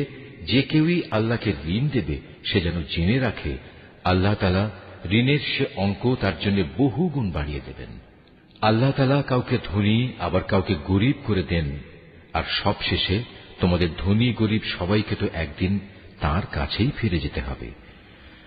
তুমি কি বনী ইসরাইল দলের কতিপয় নেতা সম্পর্কে চিন্তা করনি, যখন তারা মুসার আগমনের পর তদানীন্তন নবীর কাছে বলেছিল, আমাদের জন্য একজন বাদশা ঠিক করে দাও, যেন তার সাথে আমরা আল্লাহর পথে লড়াই করতে পারি। আল্লাহর সে নবী তাদের বলল, তোমাদের অবস্থা আগের লোকদের মধ্যে এমন হবে না তো যে আল্লাহ তাআলা তোমাদের লড়াইয়ের আদেশ দেবেন এবং তোমরা লড়াই করবে না? তারা বলল, আমরা কেন আল্লাহর পথে লড়ব না, বিশেষ করে যখন আমাদের নিজেদের বাড়ি ঘর থেকে আমাদের বের করে দেওয়া হয়েছে, আমাদের ছেলে মেয়েদেরও বের করে দেওয়া হয়েছে। অতঃপর যখন সত্যি সত্যি তাদের আল্লাহর পক্ষ থেকে যুদ্ধের আদেশ দেয়া হল, তখন কতিপয় সাহসী বান্দা ছাড়া তাদের অধিকাংশই ময়দান ছেড়ে পালিয়ে গেছে। আসলে আল্লাহ তাআলা জালেমদের ভালো করেই জানেন। তাদের নবী তাদের বলল, আল্লাহ তাআলা তালুতকে তোমাদের উপর বাদশাহ নিযুক্ত করে পাঠিয়েছেন। একথা শুনে তারা বলল, তার কি অধিকার আছে যে আমাদের উপর রাজত্ব করার? বাদশাহীর অধিকার বরং তার চাইতে আমাদেরই বেশি রয়েছে। তাছাড়া অর্থ প্রাচুর্যও তো তার বেশি নেই। আল্লাহর নবী বলল, শাসন ক্ষমতার জন্য আল্লাহ তাআলা তাকেই বাছাই করেছেন এবং এ কাজের জন্য তার শারীরিক যোগ্যতা ও জ্ঞান প্রতিভা আল্লাহ তাআলা বাড়িয়ে দিয়েছেন। আসলে আল্লাহ তাআলা যাকে চান তাকেই তার রাজ ক্ষমতা দান করে থাকেন। তার ভান্ডার অনেক প্রশস্ত। আল্লাহ তাআলা যাকে চান তাকেই রাজত্ব দেন। আল্লাহ তাআলা প্রাচুর্যময় ও মহাবিজ্ঞ। তাদের নবী তাদের আরো বলল, আল্লাহ তাআলা যাকে পাঠাচ্ছেন তার বাদশাহীর অবশ্যই একটা চিহ্ন থাকবে এবং তা হচ্ছে সে তোমাদের সামনে হারানো সিন্দুকটি এনে হাজির করবে। এতে তোমাদের জন্য আল্লাহর পক্ষ থেকে সান্ত্বনা ও প্রশান্তির বিষয় থাকবে। তাছাড়া এ অমূল্য সিন্দুকে মুসা ও হারুনের পরিবার পরিজনের কিছু রেখে যাওয়া জিনিসপত্রও থাকবে। আল্লাহ তাআলার নির্দেশে তার ফেরেশতারা এই সিন্দুক তোমাদের জন্য বহন করে আনবে। যদি তোমরা বিশ্বাস স্থাপন করো তাহলে তোমরা দেখবে এ সব কিছুতে তোমাদের জন্য এক ধরনের নিদর্শন রয়েছে। কিন্তু পেয়ে তালুত নিজ বাহিনী নিয়ে যখন এগিয়ে গেল, তখন সে তার লোকদের বলল, আল্লাহ তাআলা একটি নদীর পানি দিয়ে তোমাদের পরীক্ষা করবেন। যদি তোমাদের মধ্যে কেউ এর পানি পান করে তাহলে সে আর আমার দলভুক্ত থাকবে না, আর যে ব্যক্তি তা খাবে না সে অবশ্যই আমার দলভুক্ত থাকবে। তবে কেউ যদি তার হাত দিয়ে সামান্য এক আঁজলা পানি খেয়ে নেয় তা ভিন্ন কথা। অতঃপর সেখানে গিয়ে হাতে গোনা কয়েকজন লোক ছাড়া আর সবাই তৃপ্তি ভরে পানি পান করল। এ কয়জন লোক যারা তার কথায় তার সাথে ঈমান এনেছিল, তারা এবং তালুত যখন নদী পার হয়ে এগিয়ে গেল, তখন তারা নিজেদের দীনতা দেখে বলে উঠল, হে আল্লাহ, আজ জালুত এবং তার বিশাল বাহিনীর মোকাবেলা করার শক্তি আমাদের নেই। এ সময় তাদেরই সাথী বন্ধুরা যারা জানত তাদের আল্লাহর সামনে হাজির হতে হবে, তারা বলল, ইতিহাসে এমন অনেকবারই দেখা গেছে আল্লাহর সাহায্য নিয়ে একটি ক্ষুদ্র দলও বিশাল সেনাবাহিনীর উপর জয়ী হয়েছে। কেননা আল্লাহ তাআলা ধৈর্যশীলদের সাথেই থাকেন। তারপর যখন সে তার সৈন্য নিয়ে মোকাবেলা করার জন্য দাঁড়ালো, তখন তারা আল্লাহর কাছে সাহায্য চেয়ে বলল, হে আমাদের মালিক, তুমি আমাদের সবরের তৌফিক দান করো। দুশমনের মোকাবেলায় আমাদের কদম অটল রাখো এবং অবিশ্বাসী কাফেরদের মোকাবেলায় তুমি আমাদের সাহায্য করো। লড়াইয়ের ময়দানে তারা তাদের পর্যুদস্ত লাঞ্ছিত করে দিল এবং দাউদ আল্লাহর সাহায্য নিয়ে জালুতকে হত্যা করল। আল্লাহ তাআলা তাকে দুনিয়ার রাজত্ব দান করলেন এবং তাকে রাজ ক্ষমতা চালানোর কৌশল শিক্ষা দিলেন। আল্লাহ তাআলা তাকে নিজ ইচ্ছা মতো আরো বহু বিষয়ে জ্ঞান দান করলেন। আসলে আল্লাহ তাআলা যদি যুগে যুগে একদল লোককে দিয়ে আর একদল লোককে শায়েস্তা না করতেন তাহলে এই ভূখণ্ড ফিতনা ফাসাদে ভরে যেত। কিন্তু আল্লাহ তাআলা তা চাননি, কেননা আল্লাহ তাআলা এ সৃষ্টিকুলের উপর বড়ই অনুগ্রহশীল। এ কিতাবে বর্ণিত এ সব ঘটনা হচ্ছে আল্লাহর এক একটা নিদর্শন মাত্র, যা যথাযথভাবে আমি তোমাকে শুনিয়েছি। এর কোন ঘটনাই তো তুমি জানতে না। তুমি অবশ্যই আমার পাঠানো নবী রসুলদের একজন। যে নবী রসুলরা রয়েছে এদের কাউকে কারো উপর আমি বেশি মর্যাদা দান করেছি। এদের মধ্যে এমনও কেউ ছিল যাদের সাথে আল্লাহ তাআলা কথা বলেছেন এবং এর মাধ্যমে কারো মর্যাদা তিনি বাড়িয়ে দিয়েছেন। আমি মরিয়মের ছেলে ঈসাকে কতিপয় উজ্জ্বল নিদর্শন দিয়েছিলাম। অতঃপর পবিত্র রূহের মাধ্যমে তাকে আমি সাহায্য করেছি। আল্লাহ তাআলা চাইলে তাদের আগমনের পর যাদের কাছে এসব উজ্জ্বল নিদর্শন এসেছে তারা কখনো মারামারিতে লিপ্ত হতো না। কিন্তু রসুলদের পর তারা দলে উপদলে বিভক্ত হয়ে গেল। অতঃপর তাদের মধ্যে কিছু লোক ঈমান আনল আবার তাদের কিছু লোক আল্লাহ তাআলা ও তার নবীকে অস্বীকার করল, অথচ আল্লাহ পাক চাইলে এরা কেউই যুদ্ধ বিগ্রহে লিপ্ত হতো না। কিন্তু আল্লাহ তাআলা যা চান তাই করেন। হে ঈমানদাররা, তোমরা যারা ঈমান এনেছ, আমার দেয়া ধন সম্পদ থেকে আমার পথে ব্যয় করো সেদিনটি আসার আগে, যেদিন কোনো বেচাকেনা চলবে না, কোন রকম বন্ধুত্ব ভালোবাসাও কাজে আসবে না, না সেদিন কারো কাছ থেকে কোনো সুপারিশ গ্রহণ করা হবে। মূলত এদিনের অস্বীকারীরাই হচ্ছে জালেম। মহান আল্লাহ তাআলা, তিনি ছাড়া দ্বিতীয় কোনো ইলাহ নেই। তিনি চিরঞ্জীব, তিনি অনাদি সত্তা। ঘুম তো দূরের কথা, সামান্য তন্দ্রাও তাকে আচ্ছন্ন করে না। আসমান সমূহ ও জমিনে যা কিছু আছে তার সবকিছুরই একচ্ছত্র মালিকানা তাঁর। কে এমন আছে যে তার দরবারে বিনা অনুমতিতে সুপারিশ করবে? তাদের বর্তমান ভবিষ্যতের সবকিছুই তিনি জানেন। তার জানা বিষয়সমূহের কোনো কিছুই কারো জ্ঞানের সীমা পরিসীমার আয়ত্তাধীন হতে পারে না। তবে কিছু জ্ঞান যদি তিনি কাউকে দান করে থাকেন তবে তা ভিন্ন কথা। তার বিশাল সাম্রাজ্য আসমান জমিনের সবকিছুই পরিবেষ্টন করে আছে। এই উভয়টির হেফাজত করার কাজ কখনো তাকে পরিশ্রান্ত করে না। তিনি পরাক্রমশালী ও অসীম মর্যাদাবান। আল্লাহর দ্বীনের ব্যাপারে কোনো জোর জবরদস্তি নেই, কারণ সত্য এখানে মিথ্যা থেকে পরিষ্কার হয়ে গেছে। তোমাদের মধ্যে যদি কোনো ব্যক্তি বাতিল মতাদর্শকে অস্বীকার করে আল্লাহর দেয়া জীবনাদর্শের উপর ঈমান আনে, সে যেন এর মাধ্যমে এমন এক শক্তিশালী রশি ধরল যা কোনোদিনই ছিঁড়ে যাবার নয়। আল্লাহ তাআলা সবকিছুই শোনেন এবং সবকিছুই জানেন। যারা আল্লাহর উপর ঈমান আনে, আল্লাহ তাআলাই হচ্ছেন তাদের সাহায্যকারী বন্ধু। তিনি জাহেলিয়াতের অন্ধকার থেকে তাদের ঈমানের আলোতে বের করে নিয়ে আসেন। অপরদিকে যারা আল্লাহকে অস্বীকার করে, বাতিল শক্তিসমূহই হয়ে থাকে তাদের সাহায্যকারী। তা তাদের দ্বীনের আলোক থেকে কুফরির অন্ধকারের দিকে নিয়ে যায়। এরাই হচ্ছে প্রকৃতপক্ষে জাহান্নামের অধিবাসী। সেখানে তারা চিরদিন থাকবে। তুমি কি সে ব্যক্তির অবস্থা দেখোনি যে ব্যক্তিকে আল্লাহ তাআলা দুনিয়ার রাষ্ট্র ক্ষমতা দেওয়ার পর সেই ইব্রাহিমের সাথে স্বয়ং মালিকের ব্যাপারে বিতর্কে লিপ্ত হল? বিতর্কের এক পর্যায়ে ইব্রাহিম বলল, আমার মালিক তিনি, যিনি সৃষ্টিকুলকে জীবন দান করেন, মৃত্যু দান করেন। সে বলল, জীবন মৃত্যু তো আমিও দিয়ে থাকি।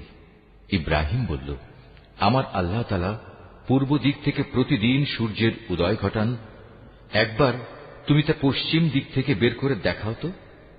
এতে সত্য অস্বীকারী ব্যক্তিটি হতভম্ব হয়ে গেল। আসলে আল্লাহ তাআলা জালেম জাতিকে কখনো পথের দিশা দেন না। ঘটনাটি কি সেই ব্যক্তির মতো যে একটি বস্তির পাশ দিয়ে যাওয়ার সময় যখন দেখল তা বিধ্বস্ত হয়ে আপন অস্তিত্বের উপর মুখ থুবড়ে পড়ে আছে, তখন সে ব্যক্তি বলল, এ মৃত জনপদকে কিভাবে আল্লাহ তাআলা আবার পুনরুজ্জীবন দান করবেন?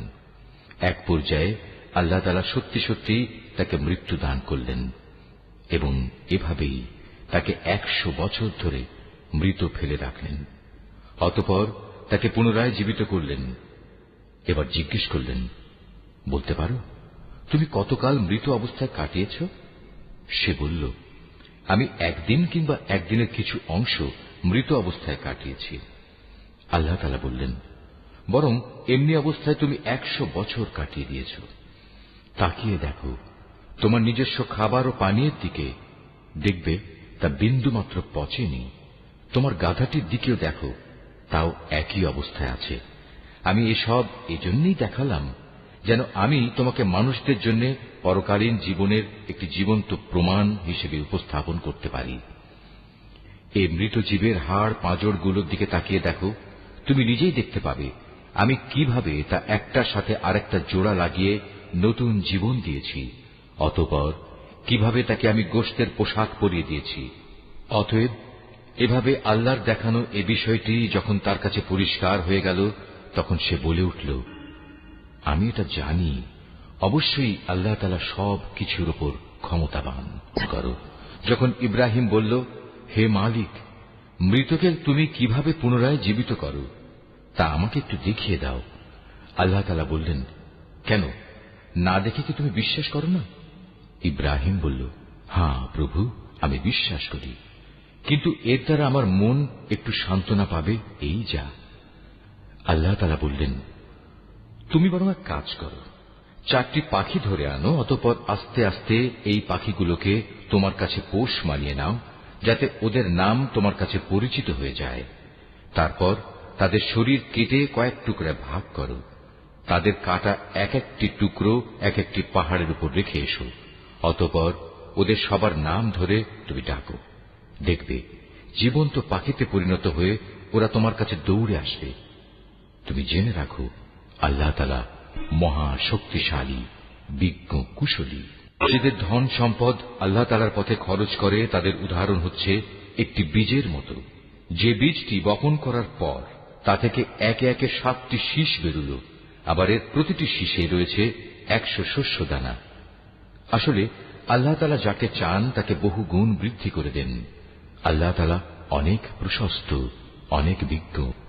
যারা আল্লাহ তাআলার পথে নিজেদের ধন সম্পদ ব্যয় করে এবং ব্যয় করে তা প্রচার করে বেড়ায় না, খোঁটা দেয় না এবং কষ্টও দেয় না, এজন্য তাদের মালিকদের কাছে তাদের জন্য পুরস্কার সংরক্ষিত রয়েছে।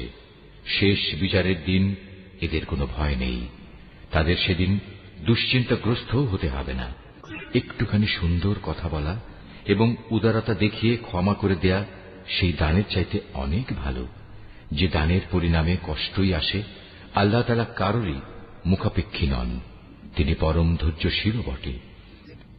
হে ঈমানদার বান্দারা, তোমরা উপকারের খোঁটা দিয়ে এবং অনুগৃহীত ব্যক্তিকে কষ্ট দিয়ে তোমাদের দান সদকা বরবাদ করে দিও না, ঠিক সেই হতভাগ্য ব্যক্তির মতো যে শুধু লোক দেখানোর উদ্দেশ্যে দান করে, সে আল্লাহ তাআলা ও পরকালের উপর বিশ্বাস করে না। তার দানের উদাহরণ হচ্ছে যেন একটি মসৃণ শিলাখণ্ডের উপর কিছু মাটির আবরণ পড়ল, সেখানে মুষলধারে বৃষ্টিপাত হল, অতঃপর তা পাথরটিকে শক্ত করে রেখে গেল। দান খয়রাত করে তারা যা কিছু অর্জন করল তা দিয়ে তারা কিছুই করতে পারল না। আর যারা আল্লাহকে বিশ্বাস করে না, আল্লাহ তাআলা তাদের কখনো সঠিক পথ দেখান না। অপরদিকে যারা আল্লাহ তাআলার সন্তুষ্টির জন্য এবং নিজেদের মানসিক অবস্থা আল্লাহর পথে সুদৃঢ় রাখার জন্য নিজেদের ধন সম্পদ ব্যয় করে, তাদের উদাহরণ হচ্ছে যেন তা কোনো উঁচু পাহাড়ের উপত্যকায় একটি সুসজ্জিত ফসলের বাগান। যদি সেখানে প্রবল বৃষ্টিপাত হয় তাহলে ফসলের পরিমাণ দ্বিগুণ হয়, আর প্রবল বৃষ্টিপাত না হলেও বৃষ্টির শিশির বিন্দুগুলোই ফসলের জন্য যথেষ্ট হয়। আল্লাহ তাআলা ভালো করে পর্যবেক্ষণ করেন তোমরা কে কি কাজ করো। তোমাদের কেউ কি চাইবে যে তার কাছে ফলে ফুলে সুশোভিত একটি বাগান থাকুক, যাতে খেজুর ও আঙুর সহ বিভিন্ন ধরনের ফলমূল থাকবে, তার তলদেশ দিয়ে আবার প্রবহমান থাকবে কতিপয় ঝর্ণাধারা, আর এর ফল ভোগ করার আগেই বাগানের মালিক বয়সের ভারে নুয়ে পড়বে এবং তার কিছু দুর্বল সন্তান থাকবে। এই অবস্থায় হঠাৎ করে এক আগুনে বাতাস এসে তার সব স্বপ্ন জ্বালিয়ে দিয়ে যাবে। এভাবেই আল্লাহ তাআলা তার নিদর্শনগুলো তোমাদের কাছে সুস্পষ্টভাবে বর্ণনা করেন, যাতে তোমরা আল্লাহ তাআলার এসব কথার উপর চিন্তা গবেষণা করতে পারো। হে ঈমানদার লোকেরা, তোমরা নিজেরা যা অর্জন করেছ সে পবিত্র সম্পদ এবং যা আমি জমিনের ভেতর থেকে তোমাদের জন্য বের করে এনেছি তার থেকে একটি উৎকৃষ্ট অংশ আল্লাহর পথে ব্যয় করো। আল্লাহর জন্য এমন নিকৃষ্টতম জিনিসগুলো বেছে রেখে তার থেকে ব্যয় করো না, যা অন্যরা তোমাদের দিলে তোমরা তা গ্রহণ করবে না। অবশ্য যা কিছু তোমরা অনিচ্ছাকৃতভাবে গ্রহণ করো তা আলাদা। তোমরা জেনে রেখো, আল্লাহ তাআলা তোমাদের দানের মুখাপেক্ষী নন, সব প্রশংসার মালিক তো তিনি। শয়তান সব সময় তোমাদের অভাব অনটনের ভয় দেখাবে এবং সে নানাবিধ অশ্লীল কর্মকাণ্ডের আদেশ দেবে। আর আল্লাহ তাআলা তোমাদের তাঁর কাছ থেকে অসীম বরকত ও ক্ষমার প্রতিশ্রুতি দিচ্ছেন এবং সেদিকেই তিনি তোমাদের ডাকছেন। আল্লাহ তাআলা প্রাচুর্যময় ও সম্যক অবগত। আল্লাহ তাআলা যাকে চান তাকে একান্তভাবে তাঁর পক্ষ থেকে বিশেষ জ্ঞান দান করেন, আর যে ব্যক্তিকে আল্লাহ তাআলার সেই বিশেষ জ্ঞান দেওয়া হল সে যেন মনে করে তাকে প্রচুর কল্যাণ দান করা হয়েছে। আর প্রজ্ঞা সম্পন্ন ব্যক্তি ছাড়া আল্লাহর এসব কথা থেকে অন্য কেউ কোন শিক্ষায় গ্রহণ করতে পারে না। তোমরা যা কিছু খরচ করো আর যা কিছু খরচ করার জন্য মানত করো, আল্লাহ তাআলা অবশ্যই তা ভালো করেই জানেন। জালেমদের আসলেই কোনো সাহায্যকারী নেই। আল্লাহ তাআলা সন্তুষ্টির জন্য তোমরা যা কিছু দান করো তা যদি প্রকাশ্যভাবে মানুষদের সামনে করো তা ভালো কথা, তাতে কোনো দোষ নেই। তবে যদি তোমরা তা মানুষদের কাছে গোপন রাখো এবং চুপে চুপে অসহায়দের দিয়ে দাও, তা হবে তোমাদের জন্য উত্তম। এ দানের কারণে আল্লাহ তাআলা তোমাদের বহুবিধ গুনাহ খাতা মুছে দেবেন। আর তোমরা যাই করো না কেন, আল্লাহ তাআলা সবকিছু সম্পর্কে ওয়াকিবহাল রয়েছেন। যারা তোমার কথা শোনে না, তাদের হেদায়েতের দায়িত্ব তোমার উপর নয়, তবে আল্লাহ তাআলা যাকে চান তাকেই সঠিক পথ দেখান। তোমরা যা দান সদকা করো এটা তোমাদের জন্য কল্যাণকর, কারণ তোমরা তো এজন্যই খরচ করো যেন আল্লাহর সন্তুষ্টি অর্জন করতে পারো। তোমরা আজ যা কিছু দান করবে, আগামীকাল তার পুরোপুরি পুরস্কার তোমাদের আদায় করে দেয়া হবে। সেদিন তোমাদের উপর কোন রকম জুলুম করা হবে না। দান সদকা তো তোমাদের মাঝে এমন কিছু গরিব মানুষের জন্য যারা আল্লাহর পথে এমন ভাবে ব্যাপৃত, যারা নিজেদের জন্য জমিনের বুকে চেষ্টা সাধনা করতে পারে না। আত্মসম্মান বোধের কারণে কিছু চায় না বলে অজ্ঞ মূর্খ লোকেরা এদের মনে করে এরা বুঝি সচ্ছল, কিন্তু তুমি এদের বাহ্যিক চেহারা দেখেই এদের সঠিক অবস্থা বুঝে নিতে পারো। এরা মানুষদের কাছ থেকে কাকুতি মিনতি করে ভিক্ষা করতে পারে না। তোমরা যা কিছুই খরচ করবে, আল্লাহ তাআলা তার যথার্থ বিনিময় দেবেন, কারণ তিনি সবকিছুই দেখেন। যারা দিনরাত প্রকাশ্যে ও সঙ্গোপনে নিজেদের মাল সম্পদ ব্যয় করে, তাদের মালিকের দরবারে তাদের এ দানের প্রতিফল সুরক্ষিত রয়েছে। তাদের উপর কোন রকম ভয়ভীতি থাকবে না, তারা চিন্তিতও হবে না। যারা সুদ খায় তারা মাথা উঁচু করে দাঁড়াতে পারবে না, দাঁড়ালেও তার দাঁড়ানো হবে সে ব্যক্তির মতো যাকে শয়তান নিজস্ব পরশ দিয়ে দুনিয়ার লোভ লালসায় মোহাচ্ছন্ন করে রেখেছে। এটা এই কারণে যেহেতু এরা বলে ব্যবসা বাণিজ্য তো সুদের মতোই একটা কারবারের নাম, অথচ আল্লাহ তাআলা ব্যবসা হালাল করেছেন এবং সুদকে হারাম করেছেন। তাই তোমাদের যার যার কাছে তার মালিকের পক্ষ থেকে সুদ সংক্রান্ত এ উপদেশ পৌঁছেছে, সে অতঃপর সুদের কারবার থেকে বিরত থাকবে।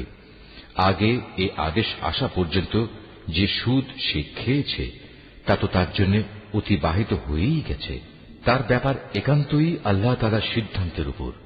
কিন্তু এরপর যে ব্যক্তি আবার সুদী কারবারে ফিরে আসবে, তারা অবশ্যই জাহান্নামের অধিবাসী হবে, সেখানে তারা চিরদিন থাকবে। আল্লাহ তাআলা সুদ নিশ্চিহ্ন করেন, অপরদিকে দান সৎকার পবিত্র কাজকে তিনি উত্তরোত্তর বৃদ্ধি করেন। আল্লাহ তাআলা তার নিয়ামতের প্রতি অকৃতজ্ঞ পাপিষ্ঠ ব্যক্তিদের কখনো পছন্দ করেন না। তবে যারা সত্যিকার অর্থে আল্লাহ তাআলার উপর ঈমান এনেছে এবং ভালো কাজ করেছে, নামাজ প্রতিষ্ঠা করেছে, যাকাত আদায় করেছে, তাদের সেদিন কোনো ভয় থাকবে না, তারা সেদিন চিন্তিতও হবে না। ঈমানদার লোকেরা, তোমরা সুদের ব্যাপারে আল্লাহকে ভয় করো। আগের সুদী কারবারের যেসব বকেয়া আছে তোমরা তা ছেড়ে দাও, যদি সত্যিই তোমরা আল্লাহর উপর ঈমান আনো। যদি তোমরা এমনটি না করো, তাহলে অতঃপর আল্লাহ তাআলা ও তাঁর রাসূলের পক্ষ থেকে তোমাদের বিরুদ্ধে যুদ্ধের ঘোষণা থাকবে। আর যদি এখনো তোমরা আল্লাহর দিকে ফিরে আসো, তাহলে তোমরা তোমাদের মূলধন ফিরে পাবার অধিকারী হবে। সুদী কারবার দ্বারা অন্যের উপর জুলুম করো না, তোমাদের উপরও অতঃপর সুদের জুলুম করা হবে না। সে ঋণ গ্রহীতা ব্যক্তি কখনো যদি অভাবগ্রস্ত হয়ে পড়ে, তাহলে তার উপর চাপ দিও না, বরং তার সচ্ছলতা ফিরে আসা পর্যন্ত তাকে অবকাশ দাও। আর যদি তা মাফ করে দাও, তাহলে তা হবে তোমাদের জন্য অতি উত্তম কাজ। যদি তোমরা ভালোভাবে জানো, তাহলে তাই করো। সেদিনটিকে ভয় করো যেদিন তোমাদের সবাইকে আল্লাহর দিকে ফিরিয়ে নেওয়া হবে। সেদিন প্রত্যেক মানব সন্তানকে জীবনভর কামাই করা পাপ পুণ্যের পুরোপুরি ফলাফল দিয়ে দেয়া হবে। কারো উপর সেদিন কোন ধরনের জুলুম করা হবে না। ঈমানদার বান্দারা, তোমরা যখন পরস্পরের সাথে নির্দিষ্ট একটি সময়ের জন্য ঋণের চুক্তি করো, তখন তা লিখে রাখো। তোমাদের মধ্যকার যে কোনো একজন লেখক সুবিচারের ভিত্তিতে এ চুক্তিনামা লিখে দেবে। যাকে আল্লাহ তাআলা লেখা শিখিয়েছেন সে যেন কখনো লিখতে অস্বীকৃতি না জানায়। লেখার সময় ঋণ গ্রহীতা লেখককে বলে দেবে কি কি শর্ত সেখানে লিখতে হবে। এ পর্যায়ে লেখককে অবশ্যই তার মালিক আল্লাহ তাআলাকে ভয় করা উচিত। চুক্তিনামা লেখার সময় লক্ষ্য রাখতে হবে তার কিছু যেন বাদ না পড়ে। যদি সে ঋণ গ্রহীতা অজ্ঞ, মূর্খ এবং সব দিক থেকে দুর্বল হয়, অথবা চুক্তিনামার কথাবার্তা বলে দেওয়ার ক্ষমতাই তার না থাকে, তাহলে তার পক্ষ থেকে তার কোনো অভিভাবক ন্যায়ানুগ পন্থায় বলে দেবে কি কি কথা লিখতে হবে। তদুপরি তোমাদের মধ্যে থেকে দুইজন পুরুষকে এ চুক্তিপত্রে সাক্ষী বানিয়ে নিও। যদি দুইজন পুরুষ একত্রে পাওয়া না যায়, তাহলে একজন পুরুষ এবং দুজন মহিলা সাক্ষী হবে, যাতে করে তাদের একজন ভুলে গেলে দ্বিতীয়জন তাকে স্মরণ করিয়ে দিতে পারে। এমন সব লোকদের মধ্যে থেকে সাক্ষী নিতে হবে যাদের উভয় পক্ষ পছন্দ করবে। সাক্ষীদের যখন সাক্ষী প্রদানের জন্য ডাকা হবে তখন তারা তা অস্বীকার করবে না। লেনদেনের সময় পরিমাণ ছোট হোক কিংবা বড় হোক, দিনক্ষণ সহ তা লিখে রাখার ব্যাপারে অবহেলা করো না। এটা আল্লাহর কাছে ন্যায্যতর ও সাক্ষ্য দানের ক্ষেত্রে অধিক মজবুত ভিত্তির উপর প্রতিষ্ঠিত, এবং পরবর্তীকালে যাতে তোমরা সন্দিগ্ধ না হও তার সমাধানের জন্যও এটা নিকটতর পন্থা। যা কিছু তোমরা নগদ হাতে হাতে আদান প্রদান করো তা সব সময় না লিখলেও তোমাদের কোনো ক্ষতি নেই, তবে ব্যবসায়িক লেনদেনের সময় অবশ্যই সাক্ষী রাখবে। দলিলের লেখক ও চুক্তিনামার সাক্ষীদের কখনো তাদের মত বদলানোর জন্য কষ্ট দেয়া যাবে না। তারপরেও তোমরা যদি তাদের এ ধরনের যাতনা প্রদান করো তাহলে জেনে রেখো তা হবে তোমাদের জন্য একটি মারাত্মক গুনাহ। এ ব্যাপারে আল্লাহ তাআলা তোমাদের সব কিছুই শিখিয়ে দিচ্ছেন, কেননা আল্লাহ তাআলা সব কিছুই জানেন। যদি তোমরা কখনো সফরে থাকো এবং এ কারণে ঋণের চুক্তি লেখার মতো কোনো লেখক না পাও, তাহলে চুক্তি লেখার বদলে কোনো জিনিস বন্ধক রেখে দাও। যখন তোমাদের কোনো ব্যক্তি অপর ব্যক্তিকে কোনো বন্ধকি জিনিসের ব্যাপারে বিশ্বাস করে, এমতাবস্থায় যে ব্যক্তিকে বিশ্বাস করা হয়েছে তার উচিত সেই আমানত যথাযথ ফেরত দেয়া এবং আমানতের ব্যাপারে আল্লাহ তাআলাকে ভয় করা, যিনি তার মালিক। তোমরা কখনো সাক্ষ্য গোপন করো না। যে ব্যক্তি তা গোপন করে সে অবশ্যই অন্তরের দিক থেকে পাপিষ্ঠ সাব্যস্ত হয়। বস্তুত আল্লাহ তাআলা তোমাদের যাবতীয় কাজকর্মের ব্যাপারে সম্যক অবগত রয়েছেন। আসমান জমিনে যা কিছু আছে তা সবই আল্লাহ তাআলার জন্য। তোমরা তোমাদের মনের ভেতরে যা কিছু আছে তা যদি প্রকাশ করো কিংবা তা গোপন করো, আল্লাহ তাআলা একদিন তোমাদের কাছ থেকে এর পুরোপুরি হিসাব গ্রহণ করবেন। এরপর তিনি যাকে ইচ্ছা তাকে মাফ করে দেবেন, আবার যাকে ইচ্ছা তাকে তিনি শাস্তি দেবেন। আল্লাহ তাআলা সব কিছুর উপর ক্ষমতাবান। আল্লাহর রসুল সে বিষয়ের উপর ঈমান এনেছে যা তার উপর তার মালিকের পক্ষ থেকে নাযিল করা হয়েছে, আর যারা সে রসুলের উপর বিশ্বাস স্থাপন করেছে তারাও সে একই বিষয়ের উপর ঈমান এনেছে। এরা সবাই ঈমান এনেছে আল্লাহর উপর, তার ফেরেশতাদের উপর, তার কিতাব সমূহের উপর, তার রসুলদের উপর। তারা বলে, আমরা তার পাঠানো নবী রসুলদের কারো মাঝে কোন রকম পার্থক্য করি না। আর তারা বলে, আমরা তো আল্লাহর নির্দেশ শুনেছি এবং তা মেনেও নিয়েছি। হে আমাদের মালিক, আমরা তোমার ক্ষমা চাই এবং আমরা জানি আমাদের একদিন তোমার কাছেই ফিরে যেতে হবে। আল্লাহ তাআলা কখনো কাউকেই তার শক্তি সামর্থ্যের বাইরে কোনো কাজের দায়িত্ব চাপিয়ে দেন না। সে ব্যক্তির জন্য ততটুকু বিনিময় রয়েছে যতটুকু সে এ দুনিয়ায় সম্পন্ন করবে, আবার সে যতটুকু মন্দ দুনিয়ায় অর্জন করেছে তার উপর তার ততটুকু শাস্তি পতিত হবে। অতএব হে মোমেন ব্যক্তিরা, তোমরা এই বলে দোয়া করো, হে আমাদের মালিক, যদি আমরা কিছু ভুলে যাই, কোথাও যদি আমরা কোনো ভুল করে বসি, তার জন্য তুমি আমাদের পাকড়াও করো না। হে আমাদের মালিক, আমাদের পূর্ববর্তী জাতিদের উপর যে ধরনের বোঝা তুমি চাপিয়েছিলে তা আমাদের উপর চাপিও না। হে আমাদের মালিক, যে বোঝা বইবার সামর্থ্য আমাদের নেই তা তুমি আমাদের উপর চাপিয়ে দিও না। তুমি আমাদের উপর মেহেরবানি করো, তুমি আমাদের মাফ করে দাও। আমাদের উপর তুমি দয়া করো। তুমি আমাদের একমাত্র আশ্রয়দাতা বন্ধু। অতএব কাফেরদের মোকাবেলায় তুমি আমাদের